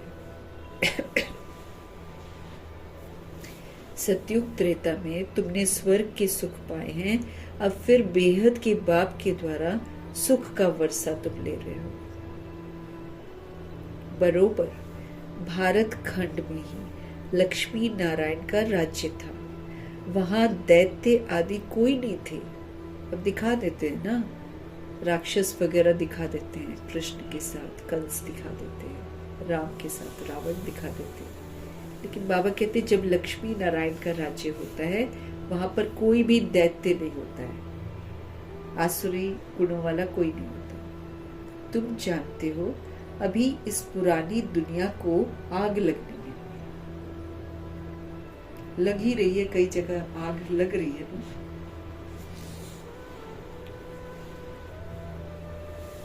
क्योंकि अंतिम संस्कार तो किसी के बॉडी के होने नहीं है, आग ही लग जाएगी सबको। बाबा कहते हैं तुम जानते हो अभी इस पुरानी दुनिया को आग लगनी है, मैं आकर ज्ञान यज्ञ रचता हूं, मैं आकर ज्ञान यज्ञ रचता हूं, तुम सब पवित्र देवता बनते हो। बाबा कहते हैं मैं क्या करता हूं, मैं ज्ञान का यज्ञ रचता हूं, समझ कर तुम सब पवित्र देवता बनते हो। हम सभी सोल्स कैसे बनते हैं, पवित्र देवता बनते हैं। हजारों हैं जो देवता बनने का पुरुषार्थ कर रहे हैं, हजारों हैं जो देवता बनने का पुरुषार्थ कर रहे हैं। बाप आए हैं बच्चों की सदगति करने के लिए। हमारी दुर्गति हो गई थी, बाबा अब हमारी सदगति कर रहे हैं। तुम बच्चों को कांटों से फूल बना रहे हैं। देह अभिमान का कांटा आ गया, देह के भान का पहले आया, फिर हमको अभिमान हो गया, फिर हमको कामनाएं उठ गई, काम विकार आ गया। फिर जब आत्मा स्वधर्म के विपरीत जाती है तो उसकी कामनाएं पूरी नहीं होती हैं तो उसको गुस्सा आया, फिर लालच भी आ गया, फिर हमको मोह भी आ गया, ये मेरा है मेरा है, फिर हमको उसका अहंकार भी आ गया, फिर धीरे धीरे सुस्ती आई, अलबेलापन आया, आलस्य आया, फिर और कई सारी हमें गंदी गंदी बीमारियां लग गई। तो सारे कांटे थे उसमें। फिर ईर्ष्या द्वेष आया। ईर्ष्या द्वेष से क्या होता है कि दूसरों से जलते हैं, है ना, फिर उनके साथ कुछ ऐसा करते हैं जिससे उसको दुख हो, तो कांटे लगाने वाले काम करते हैं। तो बाबा कहते तुम बच्चों को कांटों से फूल बना रहे हैं, तुमको ज्ञान का तीसरा नेत्र दे रहे हैं, जिससे फिर तुम सारे ड्रामा को, तुम शिव बाबा का क्या पाठ बजता है उसको सब जानते हो। ब्रह्मा और विष्णु का कनेक्शन क्या है वो भी तुम जानते हो। वे दिखाते हैं कि विष्णु की नाभि से ब्रह्मा जी निकले, अब ब्रह्मा जी आकर, ब्रह्मा ही आकर विष्णु बनते हैं। अब हमको समझ में आता है ना कि क्यों नाभि से दिखाते, क्योंकि एक ही सोल फिर ऐसा भी बनती है, एक ही सोल फिर विष्णु भी बनती है। ब्रह्मा ही जाकर विष्णु बनते हैं, ब्राह्मण वो फिर देवता बनते हैं, है ना। पहले बाबा हमको ब्राह्मण बनाते क्योंकि हम तो बन जाते शूद्र, बाबा हमको अडॉप्ट करते हैं, ब्राह्मण बनाते हैं, फिर हम पवित्रता की प्रतिज्ञा करते हैं, फिर श्रीमत पर चलकर देवता बनते हैं। तो ब्राह्मण सो फिर देवता। विष्णु से ब्रह्मा बनने में 5000 वर्ष लगा। विष्णु बने ना, उसके बाद फिर ब्रह्मा बने तो 5000 वर्ष लगे। अब फिर बाबा कहते हैं ब्रह्मा से विष्णु बनने में कम समय में बन जाते हैं। 33 वर्षों में ब्रह्मा जी विष्णु बन गए, जिसमें 14 वर्ष उन्होंने तप किया, आत्मा का पाठ पक्का किया। तो विष्णु से ब्रह्मा बनने में 5000 वर्ष लगे। ये तुमको ज्ञान है। अभी तुम ब्राह्मणों के नाभि कमल से विष्णुपुरी प्रकट हो रहे। बाबा कहते तुम ब्राह्मणों के नाभि कमल से विष्णुपुरी प्रकट हो रही है। जैसे जैसे बनाते जाते हैं, बनते जाते हैं, वैसे वैसे विष्णुपुरी हम बनाते जाते हैं। उन्होंने तो चित्र बनाया है कि विष्णु की नाभि से ब्रह्मा निकला, फिर सभी वेदों शास्त्रों का सार सुनाया। अब तुम ब्रह्मा के द्वारा सारा सार समझते हो। बाबा से बाप कहते हैं मुख्य धर्म शास्त्र हैं 4। पहले दैवी धर्म का शास्त्र है गीता, अब गीता असल में किसने गाई? शिव बाबा ने गाई। ज्ञान सागर पतित पावन, सुख का सागर कौन है? शिव बाबा। समझ वो देते हैं, पावन वो बनाते हैं, सुख वो देते हैं। उसने बैठ भारत खंड को स्वर्ग बनाया, न कि श्री कृष्ण ने। उसमें श्री कृष्ण भगवान वाच लिख दिया है, जो मनुष्यों वाली गीता है। बाबा वाली गीता को तो किताब में समेट ही नहीं सकते।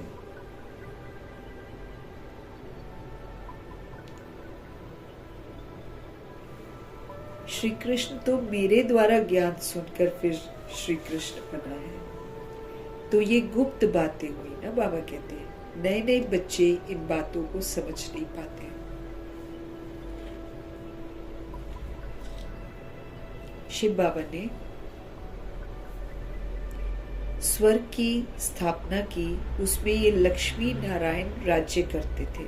जो बाबा ने स्थापना करी है उसमें तो लक्ष्मी नारायण जी राज्य करते हैं। अब तुम मनुष्य से देवता बन रहे हो। बाप कहते हैं इस मृत्यु लोक दुख धाम में तुम्हारा ये अंतिम जन्म है। ये मृत्यु लोक है और इसमें हम आत्माओं का ये आखिरी अंतिम जन्म है। भारत अमर लोक था, वहां दुख का नाम नहीं था। वहां पर स्व इच्छा से बॉडी लेते हैं, स्व इच्छा से छोड़ते हैं। पूरे टाइम के बाद 150 इयर्स वहां बुढ़ापा नहीं आता है, क्योंकि विकार में नहीं जाते हैं ना। यहाँ विकार में जाते हैं, इसलिए दर्दनाक बुढ़ापा होता है, क्योंकि फिर कर्म भोग चुक्त होता है ना बॉडी से। इस मृत्यु लोक दुखधाम में तुम्हारा अंतिम जन्म है। भारत अमर लोक था, वहां दुख का नाम नहीं था। भारत परिस्तान था, अब भारत कब्रिस्तान बना है ना। भारत परिस्तान था और भारत अब कब्रिस्तान बना है। फिर परिस्तान होगा। कब्रिस्तान इसलिए क्योंकि हम समझ से एकदम बेसमझ हो गए थे। तो जो बेसमझ होता है उसको मुर्दा बोलते हैं। मुर्दा कहाँ होता है? कब्रिस्तान में होता है। तो सारे मुर्दे बन गए हैं, समझ नहीं है किसी को भी कि हम कौन हैं। अब कब्रिस्तान बना है, फिर ये परिस्तान होगा। ये सब समझने की बातें हैं। ये है मनुष्य से देवता बनने की पाठशाला। ये जो पाठशाला है शिव बाबा की, ये मनुष्य से देवता बनने की पाठशाला है। ये कोई सन्यासियों का सत्संग थोड़ी है जहाँ शास्त्र बैठकर सुनाते हैं। दादी गुलजार में ब्रह्मा जी को तो चलो किसी ने नहीं देखा होगा, लेकिन गुलजार दादी जी आती हैं तो बुक थोड़ी पढ़ती हैं। वो शिव बाबा आते हैं, उनके मुख से बोलते हैं, फिर मुरली उसी समय लिखी जाती है। कोई हाथ में मुरली थोड़ी होती है ना। अपने आप में ये कितनी बड़ी समझ है कि ये भगवान ही ऐसे बोल सकते हैं। ज्ञान को सुनकर हम समझ सकते हैं कि ये भगवान के बोल है, मनुष्यों के नहीं है। लेकिन फिर भी जो सतयुग त्रेता युग में नहीं आने वाले हैं वो यकीन नहीं करेंगे। तो ये कोई सन्यासियों का सत्संग थोड़ी है जहां पर कोई शास्त्र बैठकर सुना दिया जाए। इन बातों को नया नहीं कोई समझ पाता है जब तक वो 7 दिन का कोर्स न कर ले। इस समय भगत तो सब मनुष्य मात्र हैं, उनकी आत्मा भी याद करती है। परमात्मा एक माशूक के सभी आशिक हैं। बस फर्क यही है कि आत्मा को यथार्थ समझ नहीं है। बाकी सभी आत्माएं एक माशूक के आशिक हैं। बाप आकर सचखंड बनाते हैं। शिव बाबा आकर सचखंड बनाते हैं। आधा कल्प के बाद फिर रावण आकर इसको क्या कर देता है? झूठ खंड बना देता है। बाबा हमारे सचखंड बनाते हैं और आधा कल्प के बाद फिर रावण आकर इसको क्या कर देता है? झूठ खंड बना देता है। अभी है संगम। ये सारी बातें जो है समझने की बातें हैं। अच्छा, मीठे मीठे सिकिलते बच्चों प्रति माता पिता बाप दादा का याद प्यार और गुड मॉर्निंग। रूहानी बाप की रूहानी बच्चों को नमस्ते। हम रूहानी बच्चों की भी रूहानी बाप को दिल से, जान से, सिख से, प्रेम से, अदब से, पूरे रिस्पेक्ट से, पूरे रिगार्ड से, प्रेम भरी, मोहब्बत भरी, स्नेह भरी नमस्ते और तहे दिल से मीठे परमात्मा जी का धन्यवाद।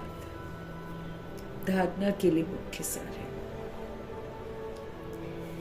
बाप की श्रीमत पर चलकर हमको सच्ची सच्ची रूहानी सेवा करनी है, रूहों की सेवा करनी है। सर्व शक्तिमान बाप से शक्ति लेकर ये जो 5 विकार रूपी शत्रु हैं हमारे, इस पर संपूर्ण विजय प्राप्त करनी है और संपूर्ण निर्विकारी बनना है।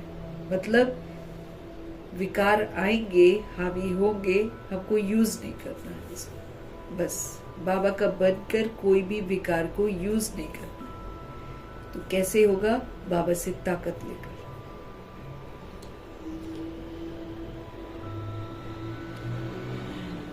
मनुष्य से देवता बनने के लिए हमको पवित्र जरूर बनना है।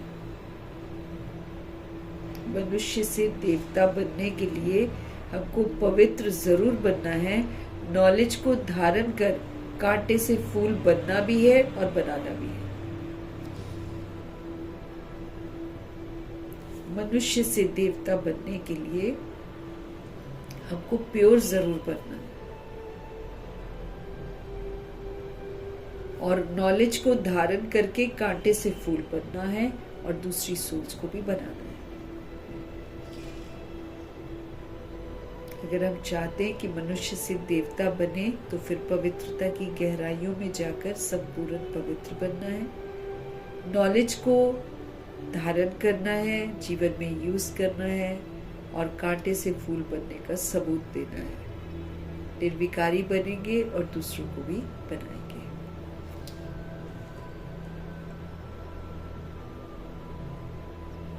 सदगुरु जी का वरदान।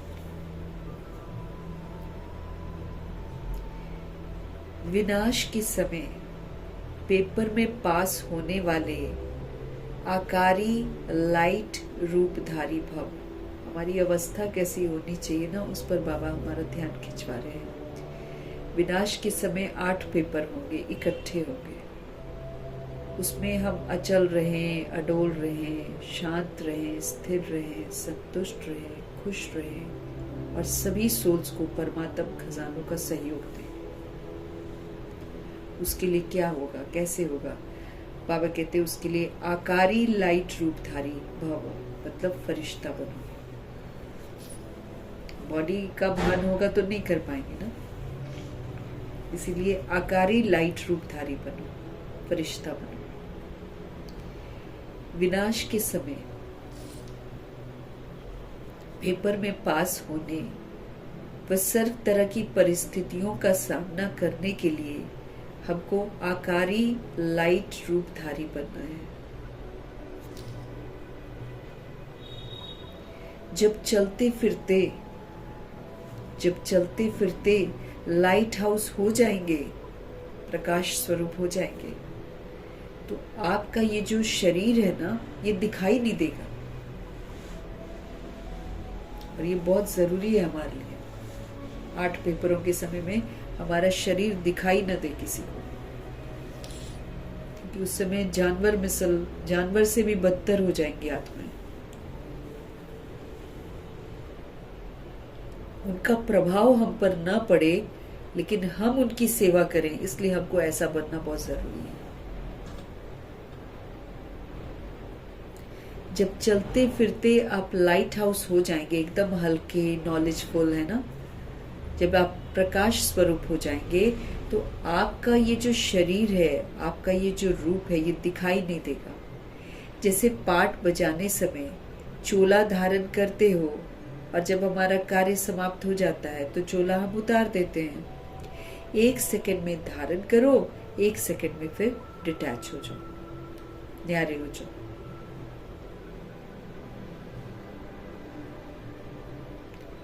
एक सेकंड में धारण करो, 1 सेकंड में न्यारे हो जाओ। जब ये अभ्यास हमको होगा तो देखने वाले अनुभव करेंगे कि ये लाइट के वस्त्रधारी हैं।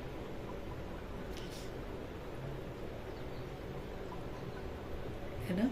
जब ये अभ्यास हमको हो जाएगा तो देखने वाले अनुभव करेंगे कि ये लाइट के वस्त्रधारी हैं। लाइट ही इन्हों का श्रृंगार है, प्रकाश ही इनका श्रृंगार है।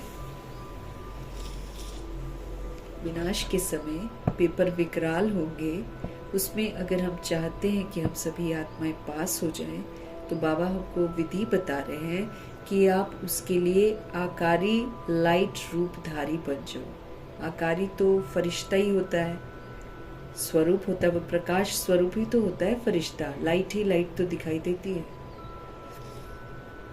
तो विनाश के समय पेपर में पास होने या सर्व तरह की परिस्थितियों का सामना करने के लिए आकारी लाइट रूपधारी बनो, अर्थात फरिश्ता बनो। जब चलते फिरते लाइट हाउस हो जाएंगे तो आपका ये जो रूप है, आपका ये जो शरीर है, ये दिखाई नहीं देगा। जैसे पाठ बजाने समय, जब कोई पाठ बजाते हैं कई ड्रामा में, तो लोग वो ड्रामा की ड्रेस पहनते हैं, और जब पाठ खत्म हो जाता है तो वो ड्रामा की ड्रेस चेंज कर लेते हैं। 1 सेकंड में धारण करो, 1 सेकंड में न्यारे हो जाए। इसी तरह शरीर से हम पाठ बजा रहे हैं तो शरीर का आधार लिया, जैसे शरीर से काम संपन्न हो गया तो फिर शरीर में फंसे नहीं रहना है, डिटैच हो जाना बुद्धि से, अपने अंतर्मुखता में चले जाना।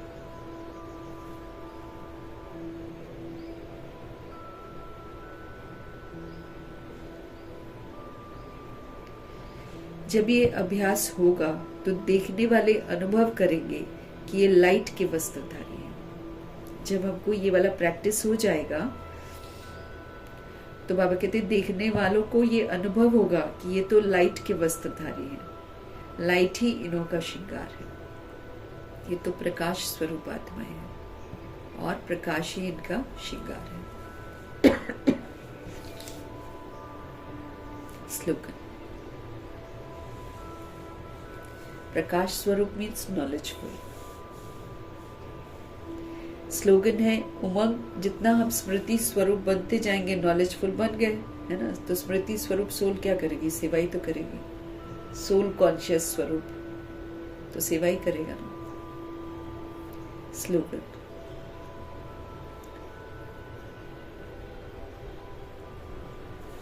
उमंग उत्साह के पंख सदा साथ हो तो हर कार्य में सफलता सहज मिलती है। उमंग उत्साह के पंख सदा हमारे साथ हो तो हर कार्य में सफलता सहज मिलती है।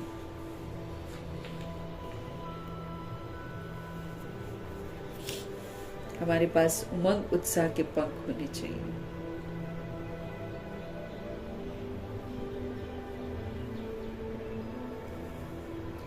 तो उमंग उत्साह के पंख सदा साथ हो तो हर कार्य में सफलता सहज मिलती है।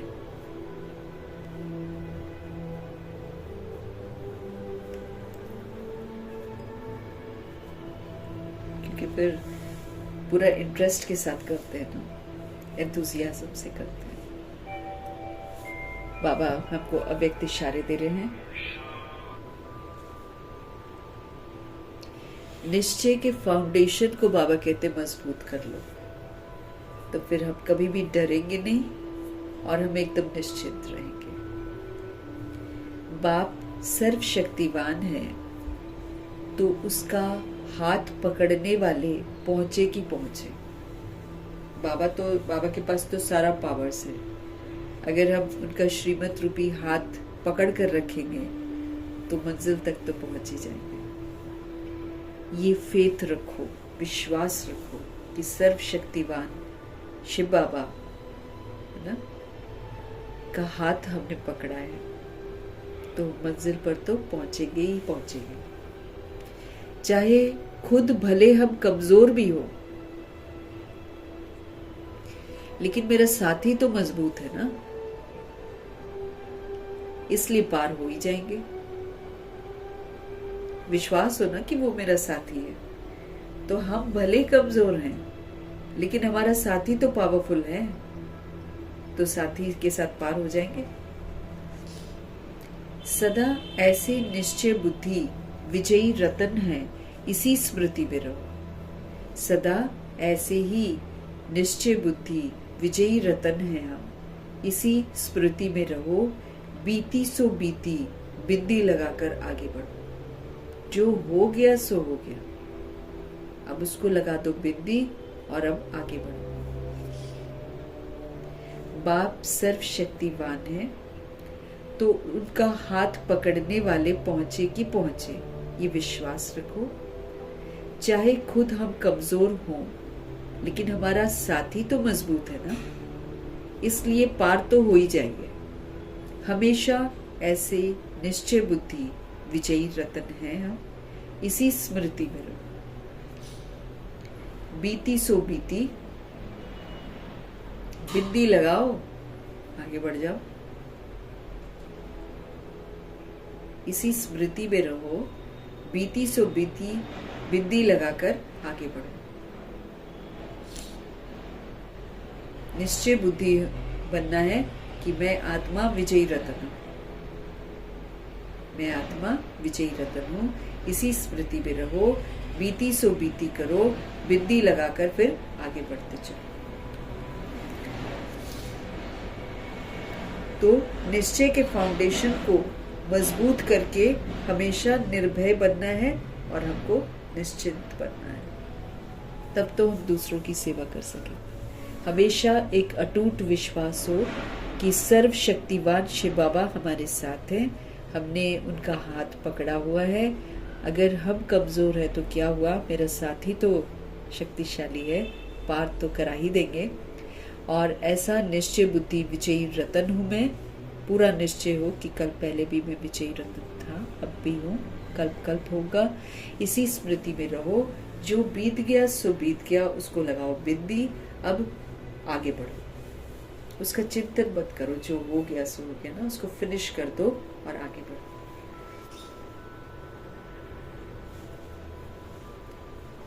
ज्ञान नोट है। आज प्यारे बाप दादा की अति लाडली देश विदेश के सर्व ब्राह्मण परिवार की जान, हम सबके दिलों पर राज्य करने वाली मीठी दादी जानकी जी का पुण्य स्मृति दिवस है। दादी जी ने 104 वर्ष का जो बॉडी है, वहां तक विदेही और जीवन मुक्त स्थिति में रही, कभी भी बंधन में नहीं बंधी। ज्ञान दान के साथ साथ गुणों का भी दान करते पूरे परिवार की उन्होंने अलौकिक पालना की है। उनकी सार गर्भित अनेक ज्ञान के गुह्य रहस्यों से भरपूर क्लासेस सभी का मार्गदर्शन करती हैं, और आज भी उनकी छत्र छाया और उनके द्वारा मिली हुई अनमोल शिक्षाएं अनेक ब्रह्मा वत्सों के कानों में गूंजती रहती हैं। दादी जी सच्चाई, सफाई और सादगी की प्रतिमूर्ति थी। दादी जी द्वारा मिली हुई अनेक अनमोल शिक्षाओं में से कुछ शिक्षाएं लिख रहे हैं। सभी इन्हें आत्मसात करना ही है ना। दादी 74 का बॉडी में सोचो, बोला था डॉक्टर ने कि खत्म है बस। उनकी जन्मपत्री भी 74 बॉडी तक ही, उसमें भी लिखा था, लेकिन देखो 104 बॉडी हो गया था तब उन्होंने शरीर छोड़ा है। तो अपनी जो बाबा ने बोला था ना कि जनक को शरीर चलाना आ गया है, तो हम उन्होंने अपनी स्व इच्छा से अपना संपूर्ण बनकर शरीर छोड़ा है।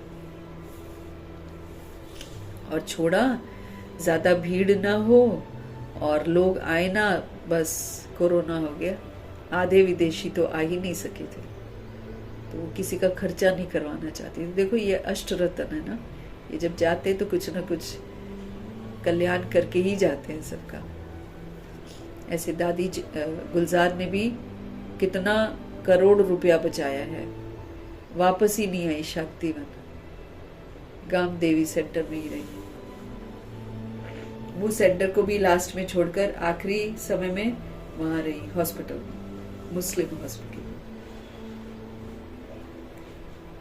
1 महीना उनका होगा ना हिसाब किताब वहां भी।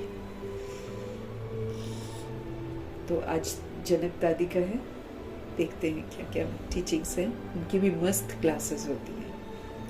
अपने सूक्ष्म अभिमान को परख कर उसे जल्दी से खत्म करना ही अपने ऊपर आशीर्वाद करना है।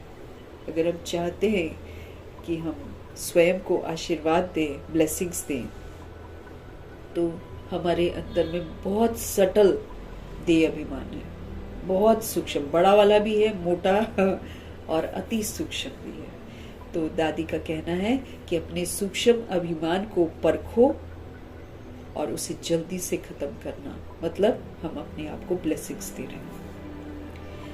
अधिक सोचने, अधिक बोलने और चिंता करने से हमारी पावर खर्च होती है।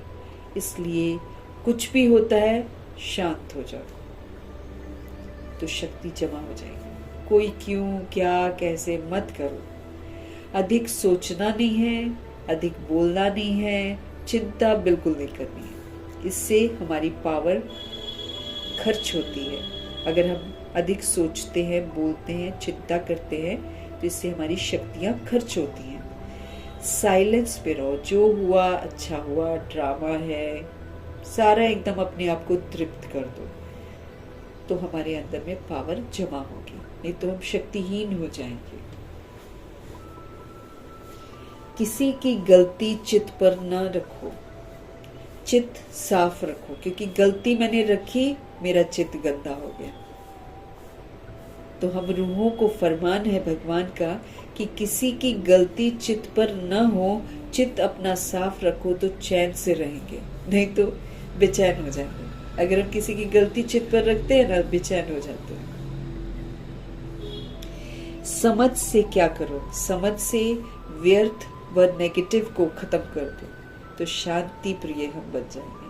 समझ से जो वेस्ट है, जो नेगेटिव है, उसको खत्म कर दो, तो फिर हम क्या हो जाएंगे, शांत हो जाएंगे। बाबा से प्राइज अगर लेनी है तो नियमों पर चलो, थोड़ा भी कहाँ लगाव और झुकाव ना हो, क्योंकि लगाव झुकाव रखने से फिर बाबा हमको प्यार नहीं करते, और लगाव झुकाव करने से फिर हम कहीं ना कहीं फंसे हुए होते हैं, उसके अधीन होते, गंदे हो जाते हैं। तो फिर गंदा तो फिर बाबा के समीप नहीं जाएगा ना।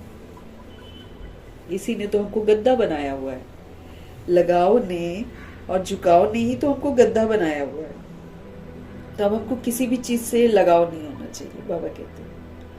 तो बाबा से अगर हम प्राइस लेना चाहते हैं, तो बाबा कहते हैं नियमों पर चलो, थोड़ा भी कहीं पर हमको लगाव झुकाव नहीं होना चाहिए। कर्म और संबंध का पता गुणों से चलता है।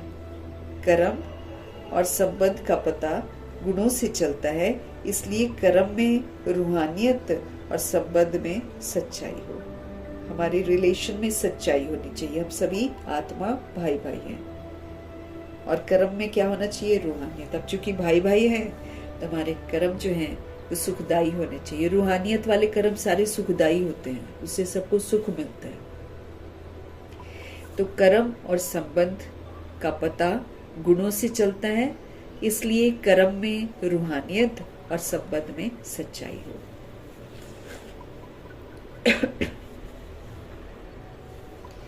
नम्रता और सत्यता, इनको अपना साथी बना लो तो हर बात एक्यूरेट होगी। नम्रता और सत्यता, नम्रता और सत्यता को अपना साथी बना लो, हर बात एक्यूरेट होगी।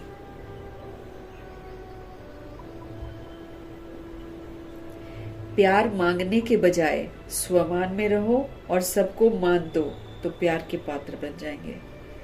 बाबा कहते तुम प्यार क्यों मांगते हो ना, दादी समझा रही है, प्यार क्यों मांग रहे हो, प्यार मांगो मत, क्या करो, स्वमान में रहो। जो स्वमान में रहेगा वो सबको सम्मान देगा, जो स्वमान में रहेगा वो सबको स्वमान से देखेगा। और जब कोई आप दूसरों को सम्मान दोगे, आप दूसरों को स्वमान से देखोगे, तो हर कोई आपको मान देगा। आप प्यार के पात्र बन जाओगे स्वतः ही। मांग क्यों रहे हो, लायक बनो और मिल जाएगा। मांगना बंद करो, बाबा कहते हैं ना। तो प्यार मांगने के बजाय स्वमान में रहो और सबको सम्मान देंगे फिर हम, है ना। सबको मान दो, सबको सम्मान दो, तो अपने आप लोग प्यार करेंगे। जो सच्चे, स्वच्छ और सर्विसेबल हैं वही परमात्म प्यार के पात्र हैं। हमको भगवान जी से बहुत सच्चा रहना है, हमको बहुत स्वच्छ रहना है और फिर सेवा करनी है ना। तो जो सच्चे, स्वच्छ और सर्विसेबल होते हैं वही परमात्म प्यार के पात्र बनते हैं। सेवा करते डबल लाइट हमको रहना है, यही सबसे बड़ी सेवा है। हल्के, नॉलेजफुल और हल्के, पुराना बोझ नहीं होना चाहिए सेवा करते समय। बड़ी बात को छोटा कर दो तो सूली भी कांटा हो जाएगी। चिंतन साधना में इंटरफियर करता है और सिमरन साधना द्वारा सिद्धि दिलाता है। चिंतन साधना में इंटरफियर करता है, रुकावट पैदा करता है, लेकिन जब हम सिमरन करते, चिंतन ना शुभ होना चाहिए, सिमरन का रूप होना चाहिए। तो सिमरन करने से साधना द्वारा हमको सिद्धि मिल जाती है। खुशी का खजाना सदा कायम हमको रखना है, तो पॉजिटिव सोचने का तरीका सीख लो। खुशी का खजाना अगर हम चाहते हैं कि हमारे पास सदा रहे, हम सदा खुश रहें, तो भगवान कहते पॉजिटिव, दादी कहती पॉजिटिव सोचो, है ना। पॉजिटिव सोचने का तरीका सीख लो। तो पॉजिटिव सोचेंगे तो सदा खुश रहेंगे, नेगेटिव सोचेंगे खुशी गायब। अब की स्थिति ही अंत में काम आएगी, इसलिए अपनी स्थिति बनाने पर पूरा ध्यान दो। जो हमारी स्थिति होगी वही अंत में हमारे काम आएगी, इसलिए दादी कहती है अपनी स्थिति बनाने पर पूरा ध्यान दो। मनोबल ऐसा बढ़ा लो जो कांटों के जंगल में खुद भी सेफ रहो और दूसरों को भी सहयोग दे सको। अपनी मनसा को इतना स्ट्रांग बना लो, इतना बढ़ा लो पावर को, मनसा पावर को, जो कांटों के जंगल में, कांटों का जंगल है सारा, जो कि कांटों के जंगल में खुद भी हम सेफ रहें और दूसरों को भी सहयोग दे, ताकि वो भी सेफ हो जाए। अपवित्रता से मुक्त होना है तो फिर आंतरिक वैराग वृत्ति धारण करो। अगर हम चाहते हैं कि अपवित्रता से हम पूरी तरह मुक्त हो जाए, बहुत सारी अपवित्रता होती है ना, तो जब हम चाहते हैं कि अपवित्रता से हम मुक्त हो जाएं, तो फिर आंतरिक वैराग वृत्ति हमको धारण करनी है, बेहद का वैराग होना चाहिए, तब हम अपवित्रता से मुक्त हो जाएंगे। ये थी आज की शिक्षाएं। मीठे परमात्मा जी का धन्यवाद करेंगे, ब्रह्मा माँ का धन्यवाद, जगदम्बा माँ का धन्यवाद, कुलसार दादी जी का धन्यवाद, जनक दादी जी का धन्यवाद। वैसे तो अष्टरत्न का धन्यवाद बोलते ही हैं, अष्टरत्नों में ही दादियाँ आ रही हैं, तो अष्टरत्नों का धन्यवाद, नवग्रहों का धन्यवाद, एडवांस पार्टी की सारी सोल्स का धन्यवाद, बची हुई जितनी भी सोल्स हैं सबका धन्यवाद, पांच तत्वों का धन्यवाद, ड्रामा का धन्यवाद, प्रकृति का धन्यवाद, माया का धन्यवाद, यमदूत का धन्यवाद, करोड़ों की आबादी का धन्यवाद, साधनों का धन्यवाद, साधन बनाने वालों का धन्यवाद, साथ में रहने वाले सोल्स का धन्यवाद, सहयोगी आत्मा का धन्यवाद, अविनाशी खजानों का धन्यवाद, समय का धन्यवाद, शरीर रूपी इंस्ट्रूमेंट का धन्यवाद, पूरे यूनिवर्स का धन्यवाद, सृष्टि की मेहमान नवाजी का तहे दिल से धन्यवाद करेंगे। धन्यवाद करते हुए ओम शांति।